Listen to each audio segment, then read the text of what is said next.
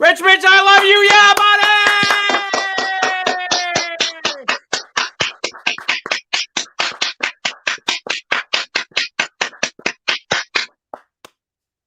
All Yay. that. I think we're alone. Is there anybody Think here? we're alone. 4 people. Whoa. Hello, all 4 of you. Thanks for joining us on such short notice. We had just found out literally 30 minutes ago we were going to stream. Rich wasn't feeling too good. He ate a couple of nuts, and all of a sudden, ta-da, he's feeling much better. That's Rich, right. What are your favorite nuts, Rich? Peanuts. Peanuts? Okay. I'm a big Apart fan from my own nuts. Too. I think peanuts are like my least favorite. Really? Yeah. I like cashews, and I like Brazil nuts. Do you like almonds? Yes and no. I can eat them, but like limited. I don't like them too much, and I don't like too many walnuts. Right. That's interesting. But I like mixed nuts, and I like them raw. I don't like them roasted, and I don't like them salted. Interesting. Yeah. And I like corn nuts, even though they're horrible for you. Ooh, are they? Why? Well, they can't be good. They're like corn nuts, like it's corn, man. Corn's not good for you. Like cows won't even eat corn. They got to force feed them. Really? Yes, pistachios. Yes, I like pistachios too. Have you ever had pistachio ice cream? Yes, it's very nice. Yeah, I had it in the summertime, and I thought it was quite interesting. I'll tell you what's quite nice as well. Peanut and salted caramel ice cream. Yes, peanut and salted caramel. There's a new ice cream shop that, not new, it opened up last summer, and they have a hell of a time. Hell of a time to open last summer. Yeah, they made a killing, and they have all these dips. So it's soft serve with dips, and they had probably 10, 15, 20, 25 different dips. And I went in, and the first time I went in, I got the cinnamon, and I was absolutely blown away. I was like, this is the best thing. This is life. This is what is worth living for. And I came in the second time, and they had discontinued the cinnamon. I was discontinued? Like, bro, what the fuck? Like, that was the best. Did you not get some vintage one? Did you not get some vintage? Yeah, it's a vintage now. He's like, you were the only person to ever have it. Every time I went in, I would have it. And he was like, no, nobody else had it, so we got rid of it. Oh, no. Then he got something else. Eventually, he got another spice. It was ginger. And I figured out the ginger was delicious. The ginger was amazing. So I went in and I got the ginger consistently. And I came back one day and the ginger was gone. I was like, yo, dude, where's the fucking ginger? He's like, you're the only guy that ate it. Like, you're the only guy to buy it. Nobody else is buying it. I was like, oh, man. This sucks. Oh, dear. Yeah. Harsh. Life isn't living without that cinnamon and ginger dip. That's right. I would often be the only one who would eat like a certain ice cream. What was it that I used to have? I used to get something outrageous. It was peanut and salted caramel, and then there was another one. Was it fudge? No, I can't remember. There was an ice cream that was a vintage, but then it wasn't. But then it was gone, and then it was discontinued. And obviously, like the price of it was going outrageous. What's going on here? It was gone and discontinued. Yo, I have to have my shades drawn, and I have this stupid artificial light here. If I open the shades, like the sun is beaming right into my face, and then I came home from work, and literally I forgot to draw the shades every morning. I mean, every night I have the shades drawn. I like to look outside. I like to see the moon. The moon reflects like right inside my apartment. The door is always open, even in the wintertime. They have the heat blasting here. So I had the shades drawn. I went to work this morning and I forgot to shut them or draw them, close them. And I came home and the sun was beaming directly on my labos and they were just sitting there macerating. I was like, oh no. Fuck. Like, that's $350 a pop, you know? Oh. Yeah. I mean, if it was going to be any of them, it should be the Lalabos. Right. Yes. At least they were the Lalabos and not like Chanel exclusive or something like that. Yes, that's right. Vetiver ice cream. I'm not sure how I I've heard feel. of it.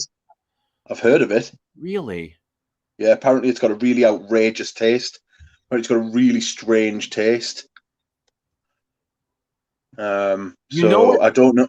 You know what's Sorry? weird here? I know in the Middle East, they flavor their things with rose. They drink rose water. Yes. And for me, that was really bizarre to hear because it was like, I don't know how I feel about drinking flowers. Like I love flowers and they smell great, but I wasn't aware that you could drink. And I'm not sure if it gets mixed or blended with anything else. Is it an artificial flavor or is it the real rose? No, it's the real stuff. Yeah, it's real rose oil. That's what put in Turkish Delight. Crazy. It's like I'm not sure how I feel about that. Have you ever had Turkish Delight? I've had Turkish Delights, but I mean, for me, rose water is a new thing that I've just recently discovered. Really? It's one of the Yeah. oldest drinks in the world. It's been around for millennia, like more than hundreds of years, like thousands of years. That's Right. strange. You've never heard of rose, like drinking rose water. Interesting. No. Mustn't be a big thing in Canada. It mustn't be a big thing in Canada. Well, you know, it's cultured, and in Canada here, we don't have a whole lot of culture. Canadians, they like hot dogs, they like hamburgers, they have popcorn, craft dinner, mayonnaise. You know, it's very basic. Craft dinner. They put ketchup on everything. Yuck. Man, I haven't had ketchup in years. I mean, it's got to be like 20 years since I've had ketchup. Outrageous. I do like mustard though. Dijon mustard. Do you like the spicy mustard? I like the spicy. I haven't seen this guy in a long time. Jack Dean. What's up, Jack Dean? Hello, Jack. Floral notes. Hi, Jack. Yuda Rose. Is Yuda, are you like from the That's not Juice the Rose.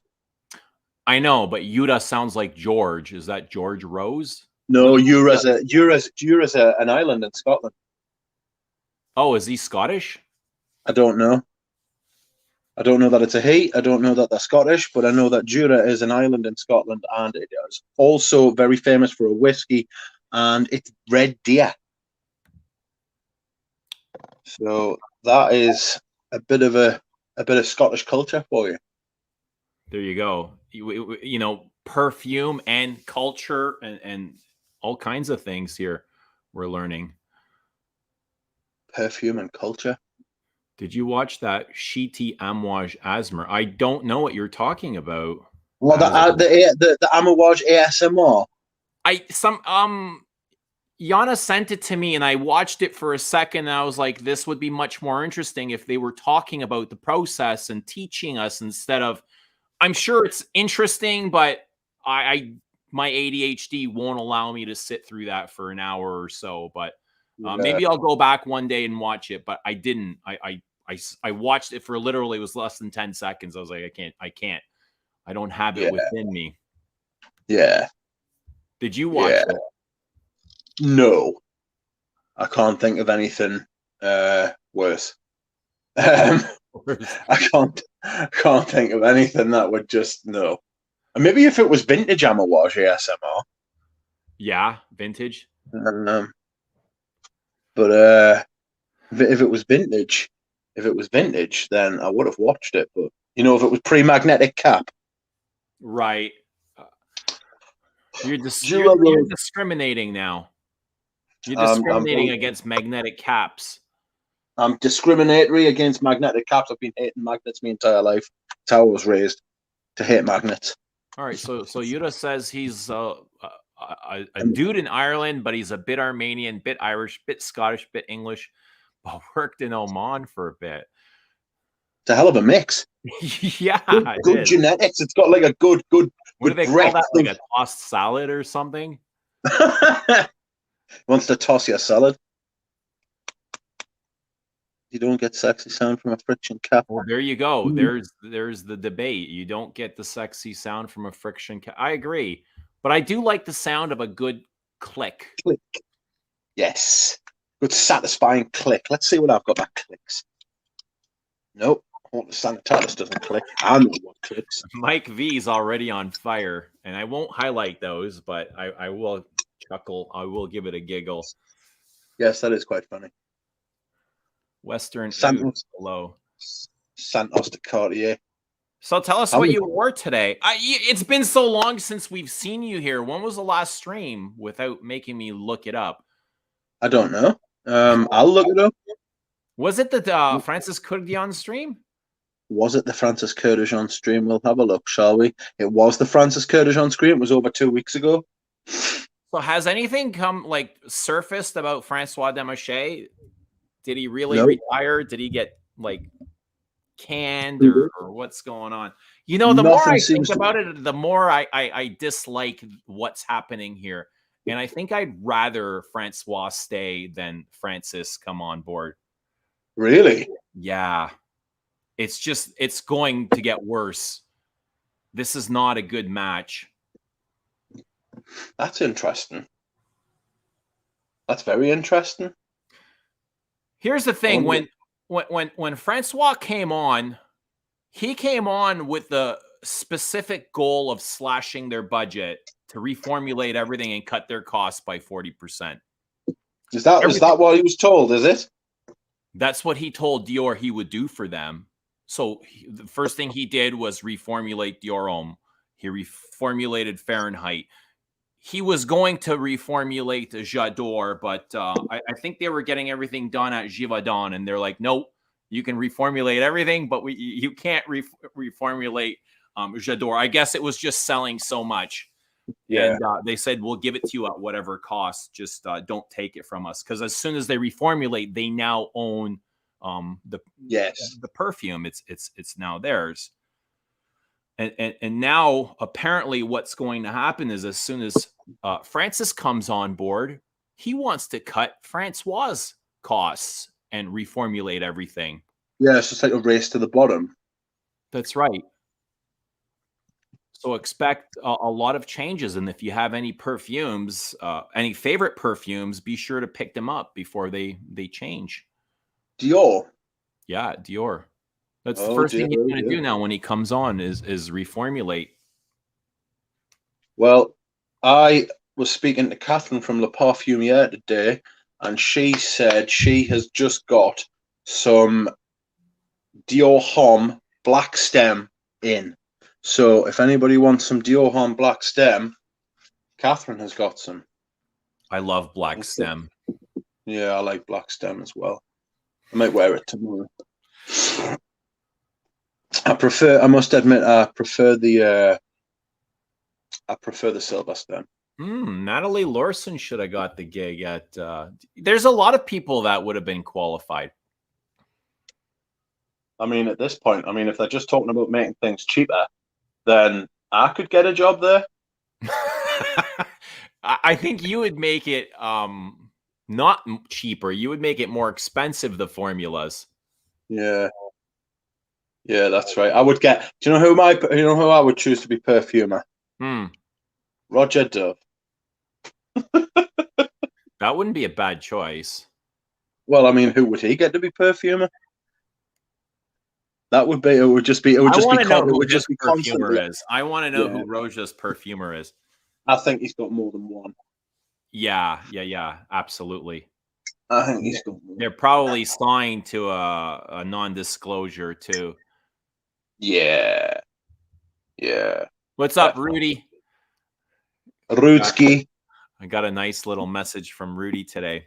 So I found the very limited Shalimar. What is it? The Millésime Plantifola, whatever. Blah blah blah blah. It's got like 10 names in it. Millésime, Vanilla, Plantiflora, yeah. And it was very limited, hard to find. It almost immediately sold out. And I made an Instagram post saying, can somebody please help me source a bottle?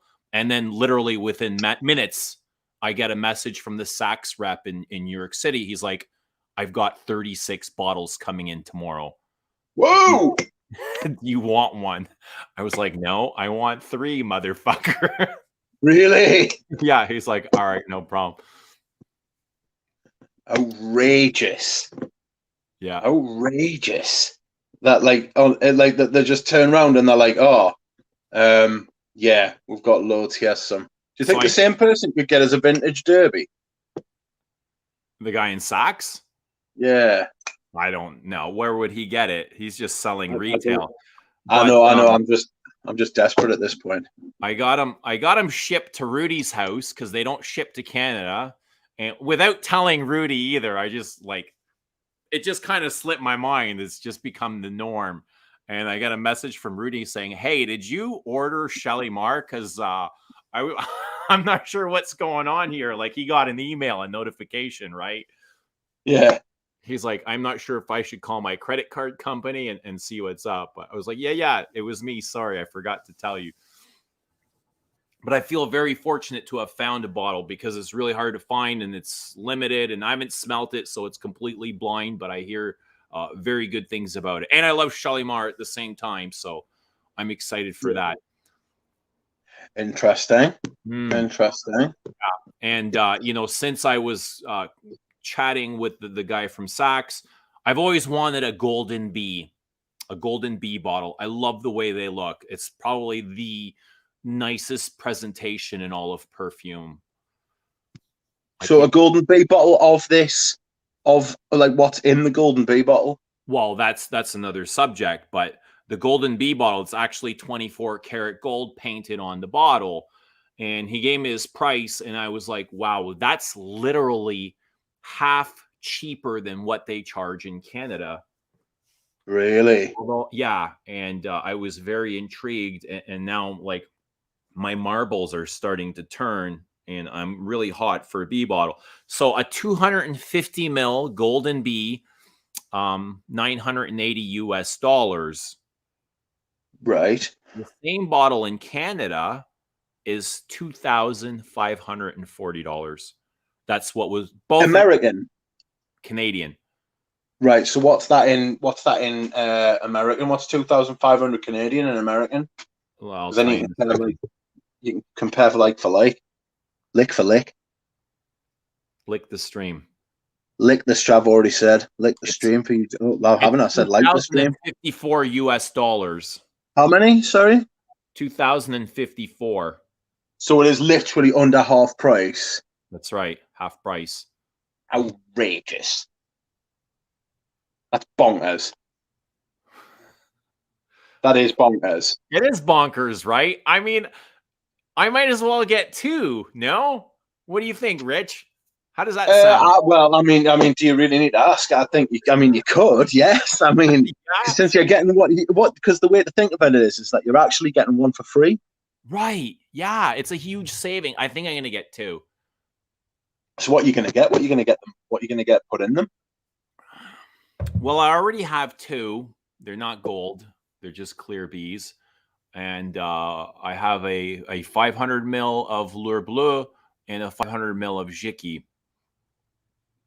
Get L'Homme Ideal Eau de Parfum. That's actually a really good perfume. My supervisor wears that. I don't think I would get it in the bee bottle, but I think it's a really good perfume. I've got it right here. Staring at it right now. The cherry one.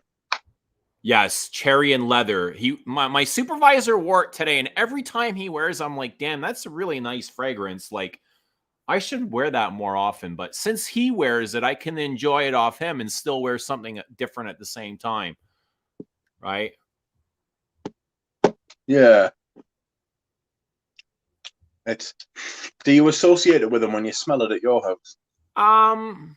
No, not really. Right. That's interesting. He's got a signature scent that you don't associate with him. He wore blue the other day, and I was like, you know what? Blue usually smells good on you, but today it smells like shit. I didn't say that, but I thought in my mind.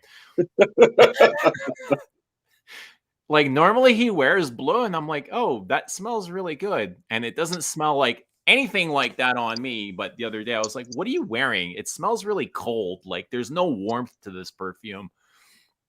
And he's like, you know what I'm wearing? I'm like, is that blue? He's like, yup. Yep. I was just blowing bubbles on me Pavarotti bottle. I just got me Pavarotti bottle and blew some bubbles on his belly. So, did you tell us what you wore? Today I wore Francesco Smalto Pour On because I went to meet a friend and I put a leather jacket on, and it smells like Italian. It smells like Italian leather. So I wore that smoky Italian leather. It was lovely. It's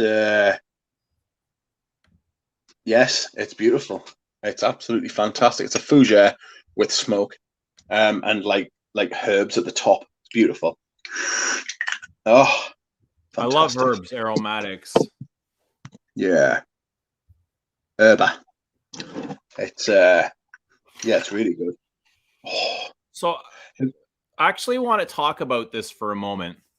Getting pretty excited about your fragrance because I wore my perfume today. Hold on a second. Hold on a second. All right, I was just about to say, what did you wear today? But you've worn your perfume one of my today? perfumes. I'm just gonna open the door. Give me a moment. Okay. Oh no. Hold on a second. Eugene's been wanting to talk about his perfumes. So I wasn't going to come on, and then Eugene was like, "Oh, I want to talk about my perfumes." I was like, "Oh, go on then." So that's what we're going to do. Indeed. What's he doing? He's just opening the door. I'm right here. So I went to let some air in, but so we're talking about perfume number 1, and he sent. I got the latest submissions last night. So this is perfume number 1, submission number 35 and 36. And last week he sent me the prior submission, and I absolutely loved it. And I said, like, I literally screamed in the car when I smelled it. I was so excited. I may have even cried a little bit. And I loved it. It was exactly what I had wanted. And I'll tell you, in talking to him, I said, you know what, Antoine, it's perfect.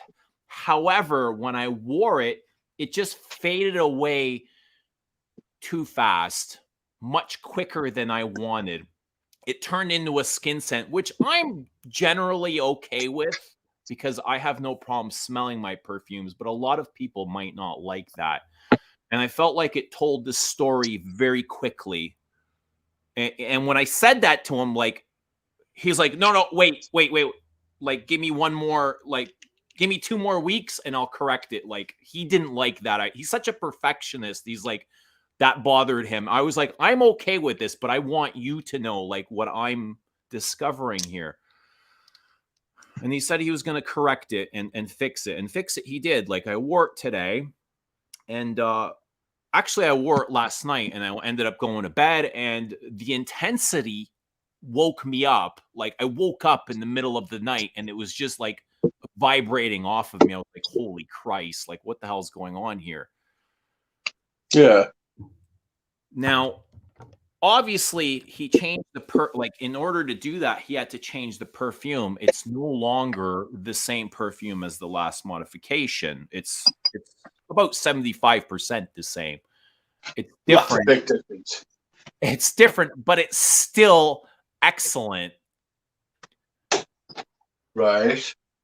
But I'm not even concerned about that because I still have the other modification. That's 35, and I still have to wear 36, which I'll do tomorrow. I'll do that tonight and tomorrow. But in studying these and getting to know them, and the quality is the quality of the naturals are a lot higher than things that I'm generally used to, and it took me a while to understand these and to appreciate them. I'm not sure how you felt. Like, you've smelt some of the earlier submissions, which were just really rough drafts. Yeah. So it's hard for us to say because, like you say, I'm not smelling what you're smelling. Right. But I really like the one you're talking about. Yeah. And that one's changed considerably since you've smelled it. Like, they probably don't even feel or look the same. But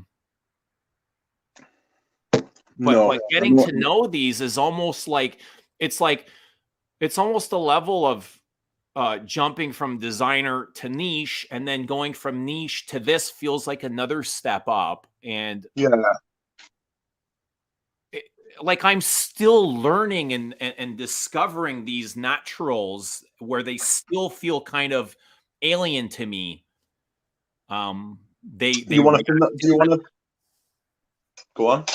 They wear differently. They wear almost more raw than the things that I'm used to. Like, let's say from the Chanel exclusives or Dior, or to me they feel more natural than those. Like when I smell a flower, it smells like a raw flower. Like you can still smell the fibers in them. Yeah, like the individual strands. Yeah. Oh, excuse me. It's got something stuck in my throat. If are you saying that you're uncomfortable? Yeah, you're feeling a bit uncomfortable with them because you haven't got as good a grasp as you would like it's unfamiliar territory. It was unfamiliar, and I am starting to understand them, and like my appreciation has gone it's to a place where I'm comfortable with them. But I think because they made me uncomfortable, they may make other people not understand them as well. You know, if one person doesn't understand them, it's very possible that many other won't either. Yeah. And even he, like talking to him, he's like, Eugene, there's nothing like this on the market. Like these are totally unique and different. So it kind of made me wonder, like, is this too different? Yeah, is this too different? You right. So you can get as much so that I can't answer the specific question, right? But what I can is I can quantify it for you. So you have to decide what you want from them. Do you want to be like someone who makes these perfumes that are completely different? You never know. You might cause like a revolution in perfumes.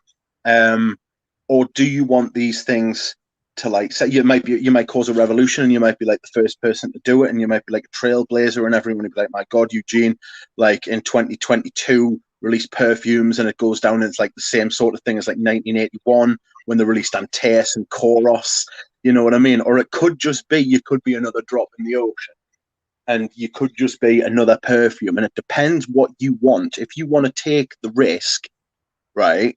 If you want to put your foot, you've got one foot in the water. You've got like one foot in the water at the minute. It depends whether you want to jump in or not. You know, I'm fully prepared. I don't want to be like anybody else or do what anyone else or everybody else is doing. I just want to be me, like do what I want to do.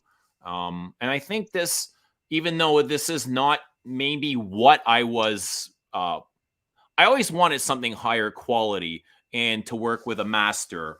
You know, it had to be something as good as what I would like or wear or promote in my videos. And it's all of that, if not more. It's actually taught me things about perfume that I wasn't familiar with. Like I'm not familiar with stuff like this, these types of ingredients or these naturals. But I'm okay with it. You know, I've started to be okay with it, but even smelling this again today it's like it's just kind of reminded me of how different this is than a lot of other things. Yeah. It's I think if you were to change it from what it is to make it something safer or make it something more, I don't want to be safer. Yeah, I know. I think what I'm saying is what I mean is that I think if you changed it from that, and that giddiness, that excitement that you had, then I think you would regret it. Like yourself, you would regret it yourself. You might not regret it financially. You might not regret, like, if you were to change it to make it more saleable, then you might not regret it in one way, but I think you would regret it like deep in your fucking soul, if that makes sense. You would always have a question mark over that perfume, and you in the back of your own mind, like saying that you weren't fully satisfied when you released it. If you changed it away from something that you pulled back from what you thought like it could be, you know. Right. If you were to make it easier, I don't I want to think make it easy, and I don't want to make it daring just for the sake of making it daring. yes, Like, it has to make sense to me. It has to yes, make sense to it has to make sense to both of us. And so far, I think we're there. yeah, However, since they made me, kind of step back and take a look at this as a thing that I'm not familiar with, I think there's going to be a lot of other people that might not understand them as well. But I'm okay with that. I'm okay with that. And I'm going to I'll probably face some criticism, and I'll be you'll okay with face that some too. criticism. You'll face criticism whatever you do. Right, So I regardless. wouldn't. Yeah, I mean, it's not going to be as bad as what some people have released. There's no way. There's even from what you've said to me, and I've smelled what you've released, what you've sent to me. Your stuff's already better than, like, I don't know if I should say. Well, no, I would say it. Like, it's better than anything that anybody else on YouTube's released, and that's just what you've sent me. So if it's been refined and made better, then it's going to be better than anything anyone's released on purpose. So then you're going to get into territory of you're competing with brands, and you're holding yourself up to other brands that have been doing this for a long time. And they've got all this money that they've put behind all this money that they've put behind their brands, and you haven't, like market research and all that sort of thing, and you've just sort of followed what you wanted. You Yeah. followed your nose. You There's followed your nose. definitely Followed there's your no heart. money for that.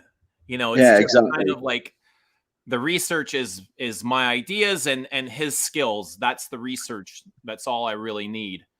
Yes. I'm not concerned about any trends or what's popular or doing oud for the sake of doing oud. Just kind of what makes sense for me at the moment. Yeah. And I think if you do that, you'll be happy.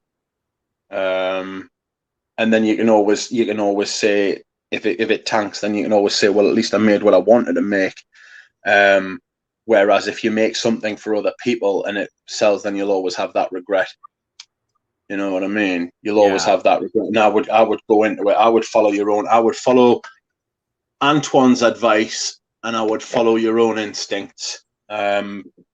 Between you have probably got, like you said, your ideas and his expertise. And like you say, you smelled what he you smelled what he made, and it made you squeal, and Yeah. it was exactly what you want. You can't put that, like, you can't make that happen. Like, only that can only happen to you, rather than, like, you can't, like, force that, is what I'm trying to say. Like, when you know. Right. It's like, I mean, as long as they are wearable. I mean, there's some stuff that gets released that just frankly isn't wearable. Yeah, that's a different thing. And I don't want to do that either. It's got to be both, Yeah, functional and yeah, wearable and still artistic and yeah. It's striking that balance, and Antoine will help you with that as well. he's been so Um, great through the whole process. And I think I really truly believe that we were brought together. It was meant to happen. Starting out and chasing Givaudan was probably a big mistake, or actually it was a learning lesson for me. And I probably going with a bigger company, I wouldn't have been as happy as I am now, and wouldn't have gotten the same things. Antoine kind of told me of like what you would expect from them, and more than likely I would have gotten perfumes off of a shelf that were already created, because he's worked for these bigger brands. Yeah. He's like, Eugene, these are custom. Like I'm making exactly what you're describing. These don't come off of a shelf, right? Yeah. Nobody's ever ordered these from me before, so I don't have these in stock. These are custom made to your specifics. Yeah. That's right. It's a good thing that, and you can say that they are true original perfumes. I mean, there are some big brands that we know that begin with X, where they've had perfumes bought off a shelf, where they've taken designer fragrances. Yeah, I've heard where they've taken, yeah, exactly. Where they've taken designer fragrances that have been like tweaked and made for well, I mean, it's like you said, it's like the like that's like a big brand now, whereas you've actually made something for yourself. And no one the thing is as well, if you release them and you have them and they're yours, and you know that you've made them yourself, and Antoine knows that he's made them himself, no one can take that away from you. Well, yeah, and you can live and die of. Yeah, you can live and die on your own, you can live and die on your own choices, and it's the best way to be. That's what life is. You know? Right. So that's just kind of what I'm going through and dealing with. The creation process it's pretty much done. Now it's just the regulatory things. It's kind of like the red tape, the paperwork that we've got to deal with. You got an accountant still? What's that? Have you got an accountant still? What do you mean, an accountant? Counting my money? Have you got somebody who's like working out like the finances and the taxes and the like how the actual No. It's pretty much, it's just me. Like, I'm boots. This is the first time I've ever done something like this, and every time I come to an obstacle, I'm like, oh shit, like, what do I do? How do I deal with this? So I ask people for help, people that have done this before. And before, I have this very avoidant personality. I have an avoidant attachment, and I don't like to ask for help. But I've learned that in order to succeed, it's going to be something that I'm going to have to learn how to do. So I'll ask people that have been there before, that have done the same things. And, I've learned that people like to help if they can. It's people's nature to help. Just think, how many times have you driven down the street, and if you see an accident, you're going to get out of your car and help people. You're going to help whoever you can. People are not, they're good natured and they do want to help. Yes. And I'm finding people do want to help me along the way. Victor Wong's been a good help. He let me borrow his crimper. He brought his crimper in. He's like, yes, absolutely. Anything you need, let me know. Yeah. George Zaharoff's been a big help. I mean, from the names that you guys would know, but I've got bottles now stuck with Kuhn and Nagel, I think they're called, the shipping company, and they sent me this long ass legal document. I'm like, what the hell do I do with this? I've never filled one of these out before, but it's like you got to tick the right boxes for duties and customs and all kinds of things. So that's like an obstacle that I'm facing right now. But once I do it once, I'll know for the next time. Yes. You're learning a whole new skill set at 47. At 47, you're changing everything about yourself. You never know. This could make you like a millionaire. You won't have to go to work anymore. We'll see what happens. I don't know. We'll see. Yes. That's right. You should blowtorch one of your own fragrances. You should blowtorch the first of every. I'll tell you this. Launching or starting a perfume brand is not cheap. And there's been a couple of instances or some costs that I wasn't expecting. And, you got to deal. Like, I'm so far in now that I've got no choice but to pay for them. Yeah. You kind of, at the start of this, you kind of estimate what certain things will cost you, and you add them up, and you're like, okay, it's a good chunk of money. I'm prepared to pay this. And then you get hit with, an extra charge here, a charge there, things that you never really thought about just to get. So if I want to release my perfumes in the EU, I need to get them regulated. Well, nobody's going to do that for free. That's got to be paid for, right? That takes Yeah. time and effort, and it's not cheap either. Nope.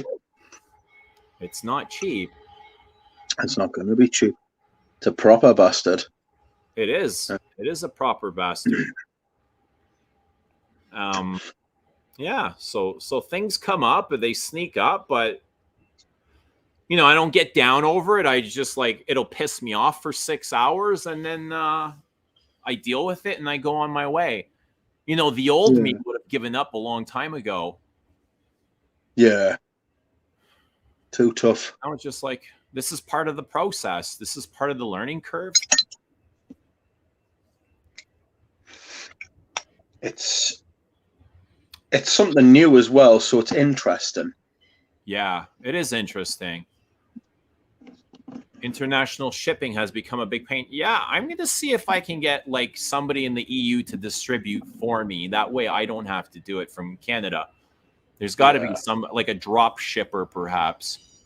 Yeah. So from manufacturing from Paris, they could go directly to a drop shipper. Yeah. Yeah. International shipping has wounded me recently, but we'll talk about that later. No, by all means, let's move on. We can always come back to this if somebody has questions, but you had something happen to you recently where you said that it had gutted you, and I totally understand that. It's why don't absolutely you tell us what you want to say? So for the last couple of weeks, I have been going through someone's ancient perfume archive that they've got, stuff from years ago, stuff you can't get anymore. Very rare, very discontinued, very hard to get. And we finally came down to like a list of stuff we wanted to get all at the same time. The weight of the parcel came to £35. That's the weight of the parcel. It was £35 of fragrance, and the shipping was something like 350 British pounds, sterling. So about 450 US dollars. That's how much the shipping was for this one box. It came to the perfume itself, all came to £1,500, which is 2,500 Canadian, which is about 2,200 US dollars, 2,000 US dollars, around that sort of mark. And he shipped it on the Wednesday, and it got out of his country. It got out of his country. It got to Stansted on the Thursday night at 10 o'clock, and then I heard no more on the tracking. And then on the Monday, the sender, it just went silent. No, this was the shipping company. UPS had it, and it got to Stansted Airport in England, and it just didn't. And then the tracking didn't advance. And the sender got in touch with UPS on Monday, and today the sender sent me a message saying the parcel has been declared lost. And I need to fill out a form. To claim compensation. Unfortunately, I did not declare the perfume I did not declare the perfume as what it should be. Value. Yeah, the full retail like the full value of what you paid. I didn't declare it at 2,500 Canadian dollars. I declared it at 250 Canadian dollars. So that's all the compensation that I'm going to be able to claim from UPS plus the shipping. I should now say at this point, right, that the seller did not charge me for this haul, right? The seller said to me, you should do not pay me for this haul, right? Do not pay me for this haul until it is in your hands. This haul has not made it to my hands, and the seller is on the hook for £1,500 or 2,500 Canadian, and he's lost it, just completely gone because UPS misplaced or lost a £35 box full of perfume. How is that possible? It's been somebody's stolen it. That's what's happened. I'm certain of it. And do you know what it is? I even said to the bloke, I said, look, right, this is a terrible blow. This is like awful. I've dealt with them quite a few times as well. I was like, this is sickening. Do you want us to give you some money and we'll split it? You know, it's like it's a terrible thing. What's happening? The bloke instantly it messaged back saying, nope. So I'm not accepting it. Wow. It's like this is business. This is business. This is what happens. And I was like, look, when you're up to it, I'll buy another haul off you. But some of the stuff there is absolutely irreplaceable. I'll tell you some of the stuff that was on there. Where is it? There was a vintage Iris Moss, which was made by 4711. That 4711 doesn't own Irish Moss anymore. They How don't many produce bottles it. were in that 35-pound package? 28. That's the biggest haul I've ever heard of. There was a vintage Dior cologne that was going to be a backup because I've already got one of those. That was That's a vintage bigger than like some this. collections. It is. Olfactive Story says you're going to find it on eBay. Yeah, I know. It's going to turn. Yeah, it is. Yeah, it's going to turn up somewhere. Searching eBay. The Dior cologne, the silver stem. It was photo by Karl Lagerfeld, the vintage one. There was a Santos Eau de Sport. There was a Boss number 1. There was a vintage Shalimar, a vintage like an 80s vintage Shalimar, an 80s vintage Jitty. There was a fucking a vintage girl on Derby. There was a bottle of Zanzibar by Van Cleef and Arpels. There was a vintage bottle of Pasha. There was 2 bottles of Celine Pour-Homme, the original Celine Pour-Homme.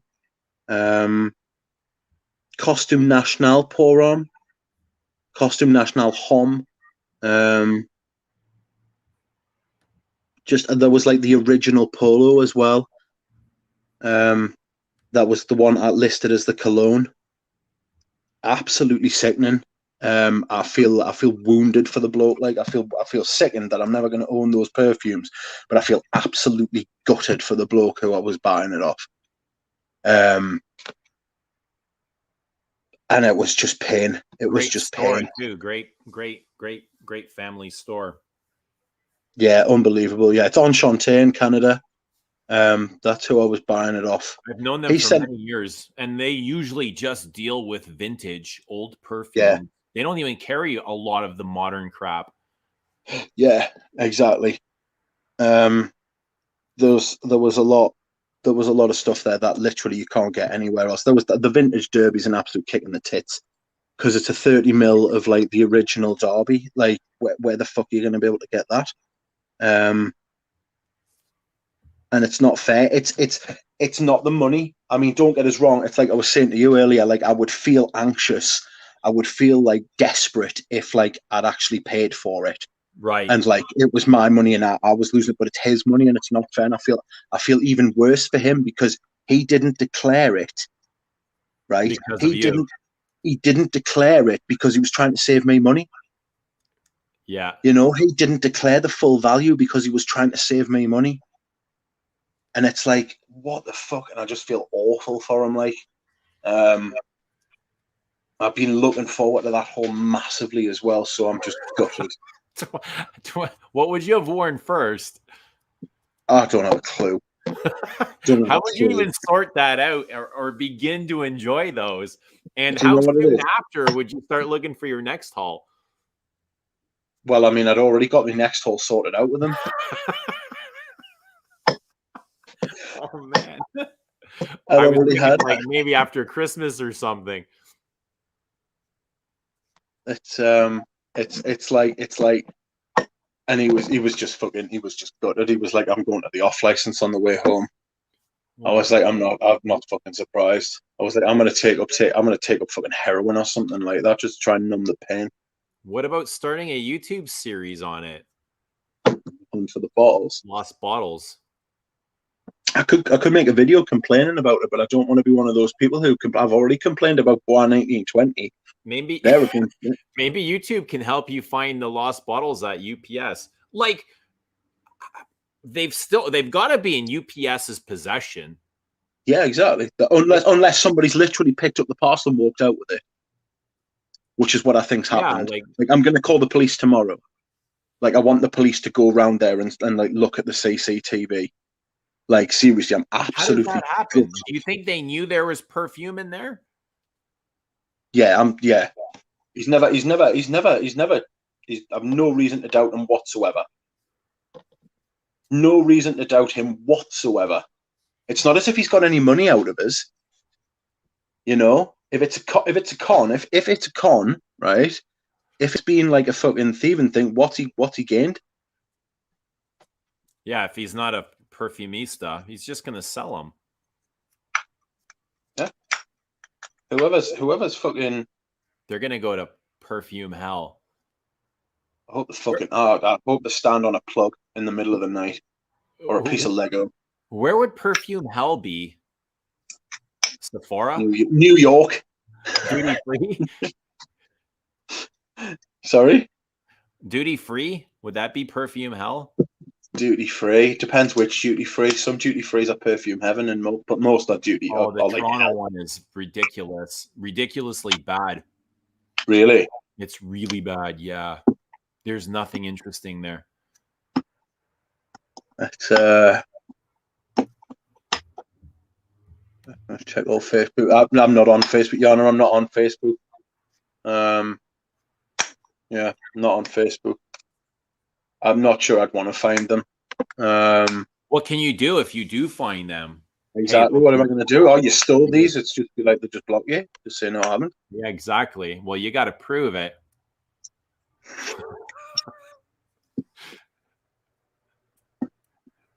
I think that Muddercia guy works for UPS. I don't think he does, mate. I've bought a couple of perfumes off him. He's sound. Muddercia. That is, but Muddercia's the bloke from Texas who I bought the Eau de Hermes off. I've got a vintage bottle of Eau de Hermes on the way as well. Is this eBayers you're talking about? You guys are familiar with certain vintage eBay sellers? No, this is a bloke who was on Base Notes. I sent you the link to his right. His, right. A while ago. Yeah. He is a vintage. He's not a vintage, but he's got a lot of good vintage stuff. Oh, for fuck's sake, how weird.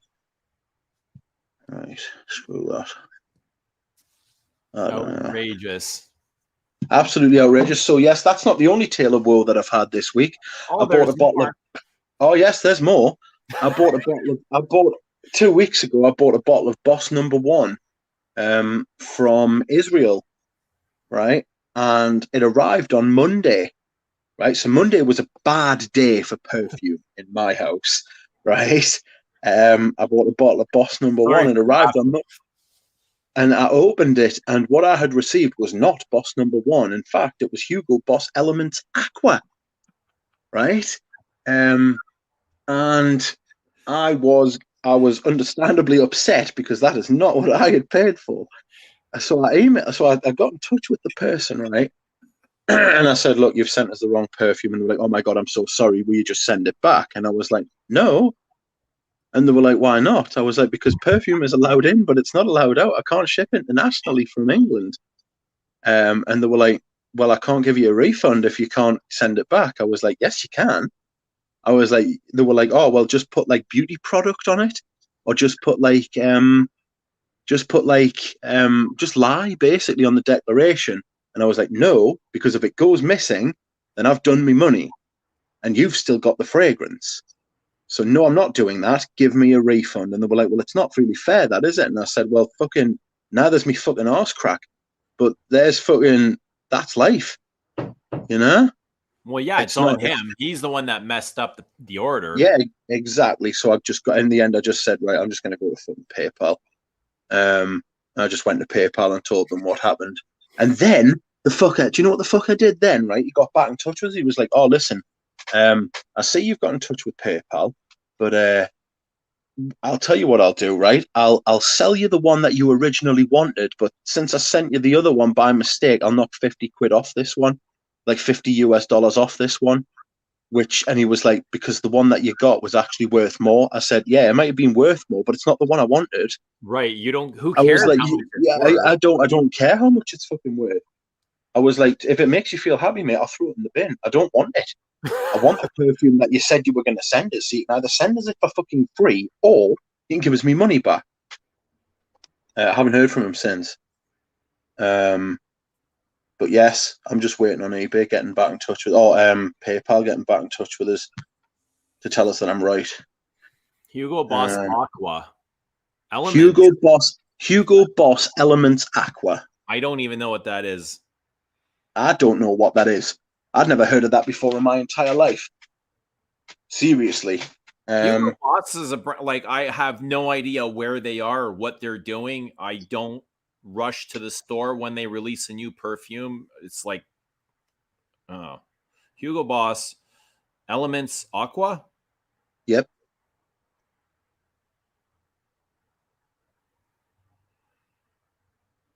It's just nothing. I don't know what it is. I've never seen this before. I've never seen it before. I've never heard of it. Yana says, Rich, it looks like the universe is trying to tell you enough perfumes. Do you know, I did consider that. That's it? I had considered that, but I'm not a quitter. Sorry? Is that it? Yes, that's it, yes. Yep. Mate, it's still in the box, man. It's still in the box on my chair. I don't want to open it. Oh, Aqua. A Hugo Aqua perfume. It just sounds awful. You know what I was thinking, Rich? Sorry, I'm going to go off track. Is, Aqua actually came to my mind is to try and do, like, for myself, all the genres of all the perfumes of genres that I can't stand, like do an Aqua version. Although that'll probably never happen, but it was a thought that I did contemplate. What, to make one? Yeah, to make one myself, and how I would be able to do it differently or interestingly. Because Aquas aren't usually liked by enthusiasts. No.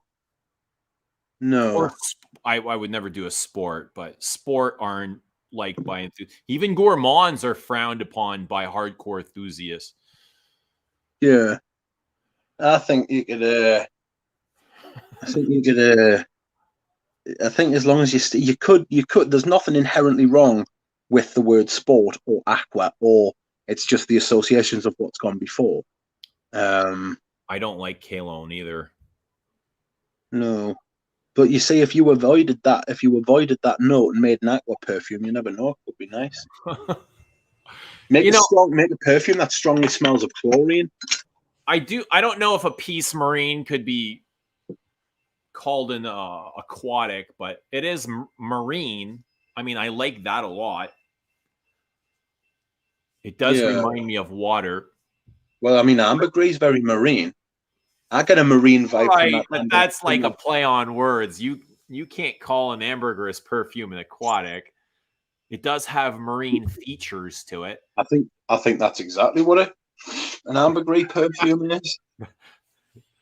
That'd be It's a good way out. that Amber Supreme by Les and Demodable. That to me, that's got quite a like not a medicinal, a marine quality. Yeah, I think that's it's got a so very clean, eh? It's yeah, super clean. yeah, it's lovely. It's a lovely perfume. I'll be buying that in the new year. You know what? They call that 10% Ambergris. ambergris. Now, the way Antoine explained it was it's not 10% of the oils that go in there. So if the fragrance is 20% concentration, Yeah, like yeah, it's not 10% of that 20% concentration. It's 10% of the alcohol, which is 80% of the bottle. right. That hold on a minute. So it's 10% of the entire volume. So it's like 5 mils. There's 5 mils of ambergris in each 50 ml bottle. That's the way I understood it. That's insane. But it is aggressively amber. It's not an aggressive perfume, but it's overdosed with ambergris. Yeah, it is. It's massively overdosed with ambergris. Just give us a second. I'm gonna go to the bathroom. I like their Musc de Sable as well. I like because it's light. It's not heavy. It's not aggressive.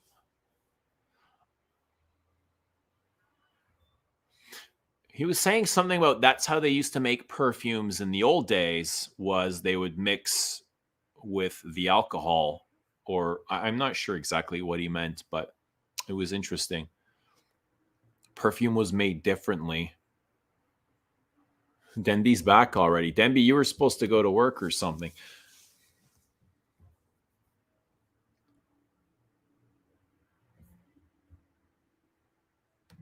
It's not, I don't find it overly dirty. It's not dirty at all, actually. It's very clean. It's quite the contrast because ambergris is not a pleasant, it's not a pleasant smell. I've got a sample too, and they sent a sample of the real tincture ambergris. It's not pleasant at all, but it obviously been blended with other things to make it clean and wearable.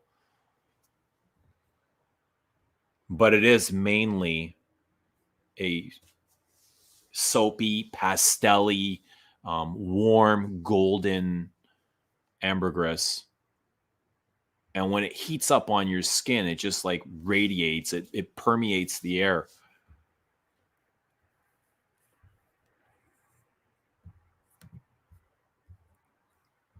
I don't mind dihydromercenol. You know, the first perfume that I think of when I hear dihydromercenol is Diptyque's Eau de Menthe,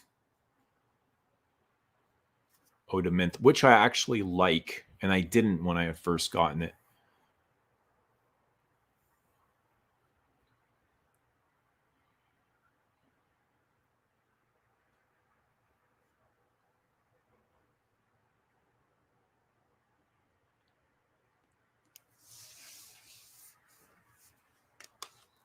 Oh, Yo, press the wrong button. I've sprayed Rose de Jamal on myself. Do you like that one? I love it. I do. I bought a bottle. I bought a big bottle. I like. Do you find it lavender in there?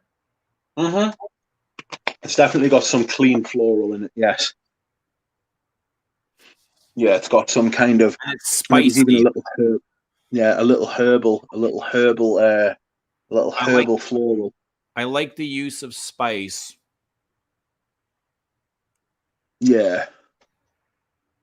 Have you got it there with you? I do. I've got something. I've got a couple of things. Hang on. Give me a moment. Go on then. Go on then. Hang on. Hang on. You'll like this. He's in his boxers again. I like this. Not if you're in your boxers, I won't. Oh! Can I show you guys? Can you eat some nuts?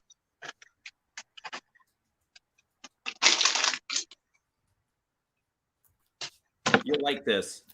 You'll like this. You'll like this. I don't think I've spoken about these since we've last met. But I'll start with this. You might get a little bit upset. I'm not sure. Where? Oh, deepest upset. Well, you've already got a bottle. I have. This was only a backup bottle, so I'd be crying if it wasn't. It was you that alerted me to this. It was. You are like the vintage godfather. Yeah, yes, I stole the package. That's right. I've got your perfumes, Rich. Eugene's got it. That's right. Ugh. Okay, so let's open this up.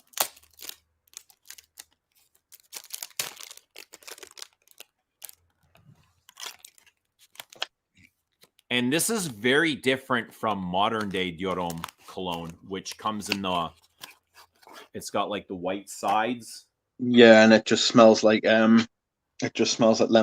Look at that stamp. This is 125 miller. Have you smelled it? I smelled it once. Okay. Samir has a bottle and he let me try it. Oh, Samir's got some, has he? Yeah. I might see if he'll sell that one to me. What's a good price for this? I think about 120 quid. So you're talking about over 200 Canadian. Okay, I got it for a little bit less than that. Yeah, that's not bad. In fact, I know how much you paid for it. Bargain at that price. I was happy to have it. I probably would have paid a little bit more, to be honest. Yeah. Yeah, Rudy, those bottles hold up really well. Everything you buy from that place is spot on. Never had anything remotely off. Look at that sprayer. Dior Homme sprayers are the best. Yes, Dior sprayers are always the best. That's right. So crisp, eh? So clean. So refreshing. It's like lemon, ginger, iris, powder, warm, cozy, fuzzy. Is there lavender in here as well? Don't know. To me, it smells like... This is an authentic cologne to, it's Dior Homme. Yeah. Yeah, it is. It's absolutely beautiful. This is gorgeous. It is very, very good. Hold on, I'm going to get mine out. So I'm going to have to move you. Where did I get? I got this from Enchanté. That's right. He hasn't got it anymore. They're just outside of Toronto. He deserves a shout out. The bottle held up. What do you mean? Did it help? Yeah, it's gorgeous. And this is a 2007. Yep. Absolutely gorgeous. Like it was created yesterday. Yeah. It smells so much like Dior Homme. It's just a little bit more sparkling. And it's got it's more like the Dior Homme from 2005. Yeah. It's not the black stem. It's like the silver stem. Right. It's amazing. I love it. Now, it's very different from modern Dior Homme, which is basically, or at least it just feels like citrus and musk, or lemon and musk. Yeah. And maybe a little bit of vanilla. So it's not as complex. It's not as deep. It's not as rich. I'm sure it probably does great in the heat, in the humidity. But it gets invisible really quick. Yeah, so it only lasts for about 4 hours. Another interesting thing that I heard, and I think it might have been on one of these live streams. I can't remember where I heard. Maybe one of you guys will remind me. Fragrantica fucked up when they gave credit to Francois Demachet for this, because apparently he didn't make it. No, it's the other way around. You're thinking they fucked up when they gave credit to Curtijon. But it was actually made by Francois Demachet, apparently. Okay, so that's the story. Yeah, it was the other way around from what you said. You're right, but it was just the other way around. You said that they fucked up when they gave it credit to Francois Demachy, but Oh, it okay. I wasn't. was meaning Kurdian. Yes, they Yes, fucked up when that's they right. credited Kurdian. And I can't remember where I heard that. It was on one of these streams, yeah, because I remember that. I wonder if we can source it, or if there's any facts behind that. Do I It'd be think interesting. Noir will come? No, I don't think he'll bring it back No, he'll not bring it back like that. because it's not a big seller, and his job now is to sell perfume. If it was a seller, it would be there. Kurdian is not about creating art; he's about selling perfume. You can just look at his own line. In his own line, how many good perfumes does he have? I mean, I don't like Baccarat Rouge 540. In his own line, I'm not really a fan. I'm not either. Francis Kurdian has a bit of a tough job. Dior's perfume collection is a bit crowded and messy. I agree very much with that. Yeah, it is does need oversaturated. to slash. Yeah, he needs to slash. Too much, too soon, too fast.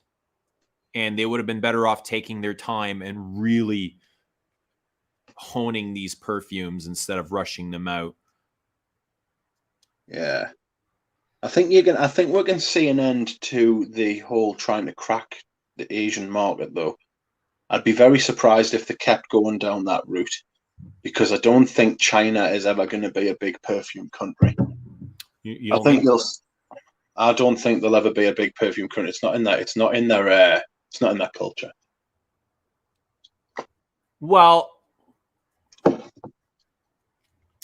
yeah, they do just wear fresh and clean scents, right? Nothing strange. Yeah, they like floral stuff. Even the Chinese people that I speak to here, and they talk about perfume, it's always like the cleanest things. They love tea-based perfumes. Yes. They love white florals. Yeah. Soapy things just so they smell clean. They're not even into citruses or anything like that. A sense of the motherland, like florals and, like you say, tea, like very delicate stuff like that. That's what you. I mean, there are no like stories or like history of like Chinese like perfumes and smells and stuff. I think they like things to like originate natural. I think I can imagine them liking a lot of natural smelling perfumes. Like you wouldn't get naturals. Yeah, fresh. clean. You wouldn't get something like, I'm thinking like Rien, or you wouldn't get like Amen by Mugler being a big success. The streets over there smell like Rien. Yes. The pungent East. The Chinese love parts where I was, it smelled like sewer everywhere. Yeah. Everything smelled like sewer, like rotting meat, like decay. Yeah, it's a sea of humanity. That's what we call it, pungent East. Strong smells of cat piss. Okay, next. I don't know what you got. Can you see? Where is that? Can you see that? Oh, it's Perura. That's another perfume I put you onto. Here's a unicorn if I've ever gotten lucky. And I had never smelt this until Rich had notified me. Like, Rich is telling me what perfumes are available in the same city that I live in. I thought that was quite ingenious. I've hacked the system. He basically like made an appointment with the guy for me to go down there and smell these. Like, you went through a lot of effort. It's true. That's dedication. Had to force you, didn't I? Mina Vamp has 200 ml of Perura.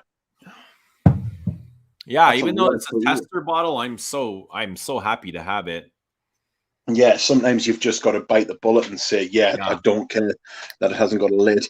I need that old stuff. And the moment I sprayed it, I sprayed it as soon as I got in my car. Obviously, I didn't even open the Dior Homme until today. but I sprayed this and I was like, yes, this reminds me of two other classic Guerlains. And the first thing that came to mind was Shamad and Mitsuko. Actually, a third, slightly less than those two, was Nahima, but it was Shamad specifically, Mitsuko, and then Nahima. So let's put a little of this on. Go on then. It's so floral, so green, mossy, fruity, leathery. It's darker than Shamad. Shamad is green and crisp and floral. This is darker, but it's got the same style of leather as Mitsuko, very dark leather. Okay. It has the fruitiness. It's like a black currant berry thing. I think that's kind of the connection with Shamad, is that fruitiness. But it's very full and thick. It's like voluptuous. It feels like an 80s perfume, even though this is like 75, I believe. This is like a year after I was born was released. It's an 80s bottle though. Okay. I imagine that's the same formulation. It was released in the 70s, the fragrance. Yeah. Those bottles are, because in that haul that went missing. You had one of these? No, I didn't have one of those, but I did have the same bottle, and it was Shalimar and Jiki. And they were going to be my first ownings of of those two perfumes, and I was going to have the 80s bottle. Rich, I feel horrible. Are you going to be okay? No, I am fucking not. Is there anything we can do for you, Rich? You know, it's like I was saying to you earlier on, you were like, oh, do you want to stream? I was like, well, not hugely. It's like, and I'm usually pestering you, and you're like, I'm like, you're at work. What are you doing still at work? Get home and stream. And it's like you were like, oh, I want to stream tonight. And I was like, oh, hey, I don't know if I can handle it. So it's like, I feel like I'm going to cry. When you said you weren't feeling good, I thought I felt bad. And then you told me why you weren't feeling good. I was like, oh, well, you're not feeling good, but you're still feeling good. Yes, I'm not feeling physically. My leg's not hanging off or anything like that. Right. So it's not like a physical ailment. It's just deep emotional pain that I'm feeling. You know what I mean? I just really, I just feel bad for Enchante. Yeah, bit sick. Russian wood segments like ebony wood. I don't see the pen that are pretty ugly. I can't believe this is an eau de toilette. It's just like a massive perfume. Yeah, that's what they used to be. It's what they used to be. That's full and rich and complex. Yeah, exactly. That's what they used to be back in the day. And now eau de toilettes don't last fucking 4 hours, 5 hours, 6 hours. Insane. It's fucking marketing, man. That's what's happened. Marketing men have got a hold of fucking perfume. That's what they've done. And it's like, oh, you could sell them like the thicker ones for more money. It's like you're a bunch of bastards.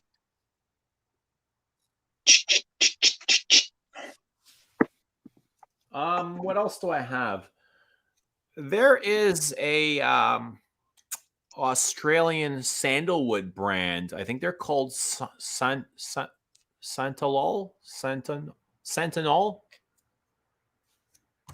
Right. Fuck me. I shan't. I'm going to butcher this. I want to get it right.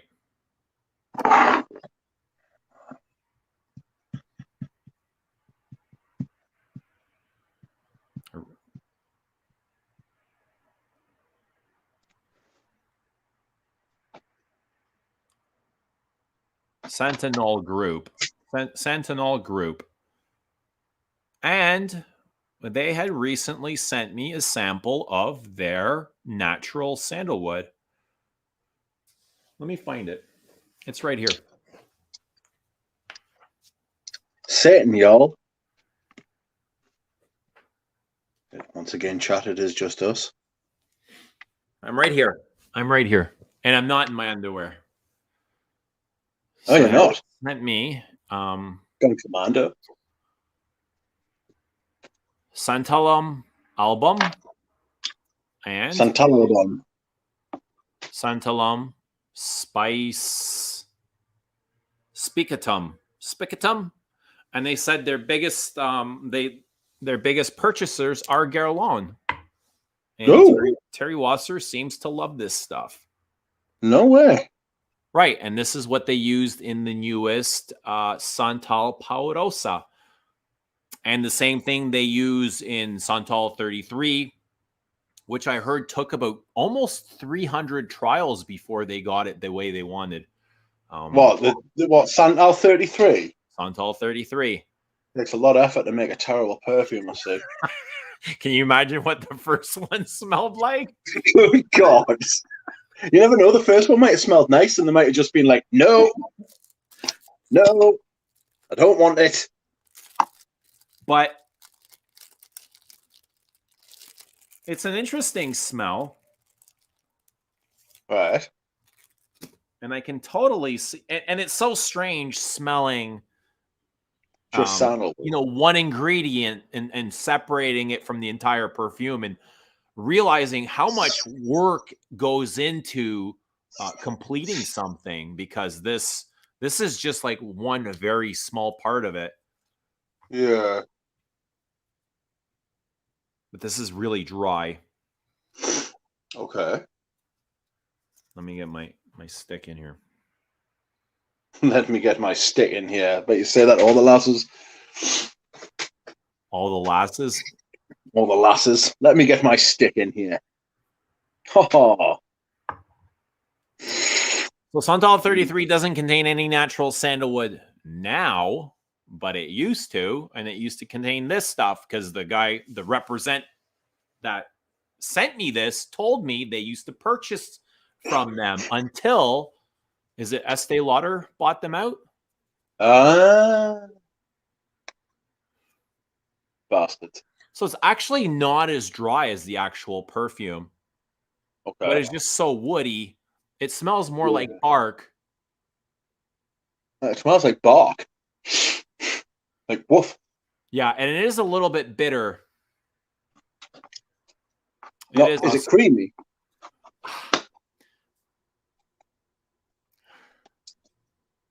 It is slightly warm and creamy, yeah, but not creamy like whipped cream. It's like the whole perfume in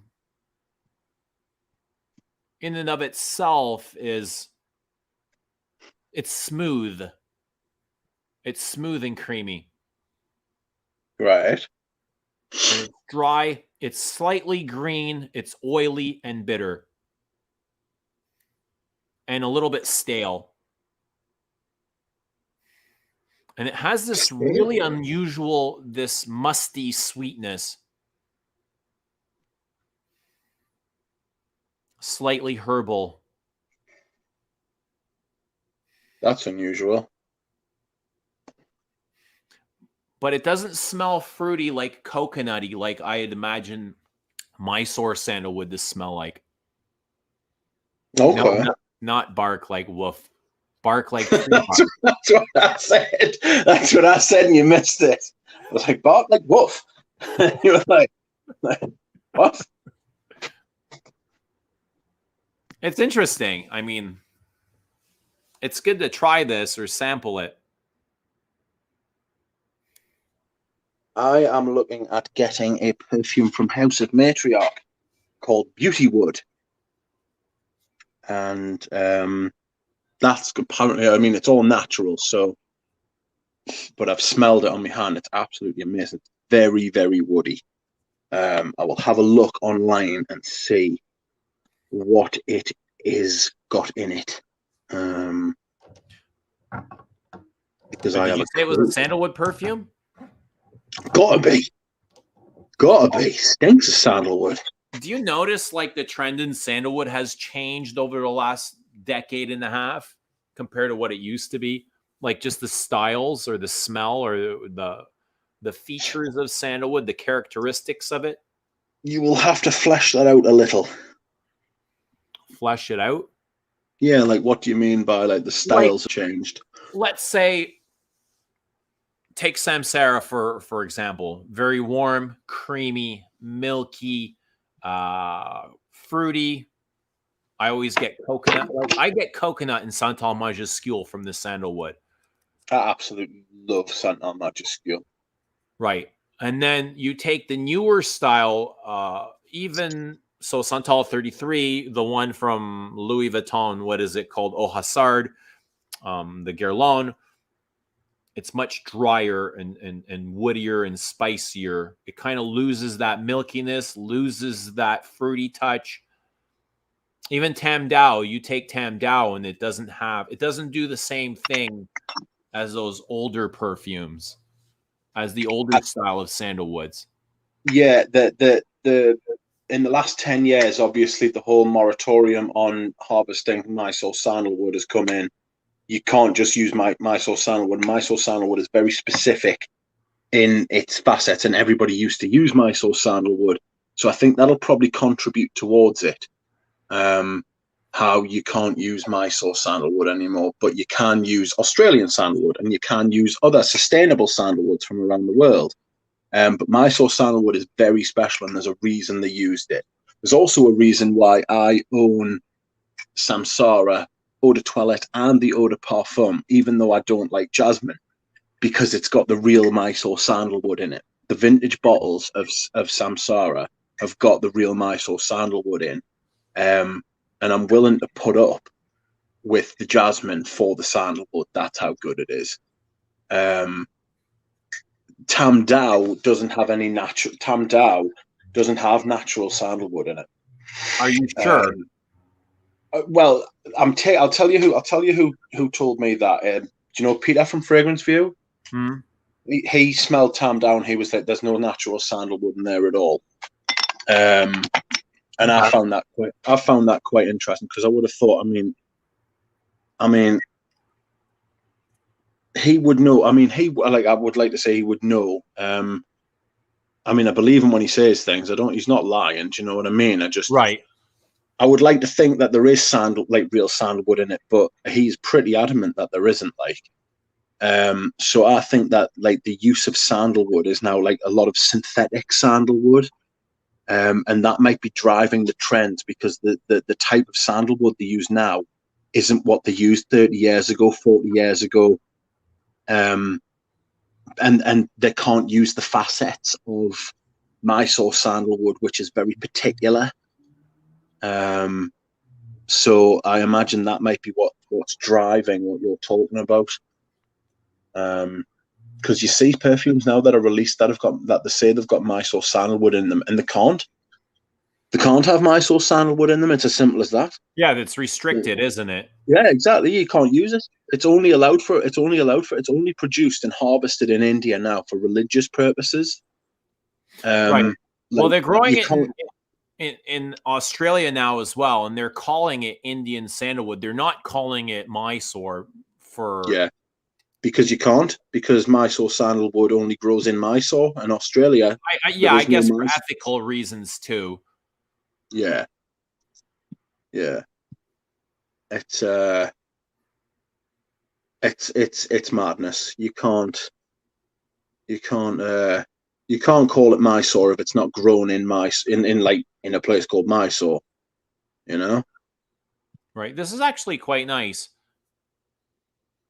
I imagine this is what they're using in Frederick Moll's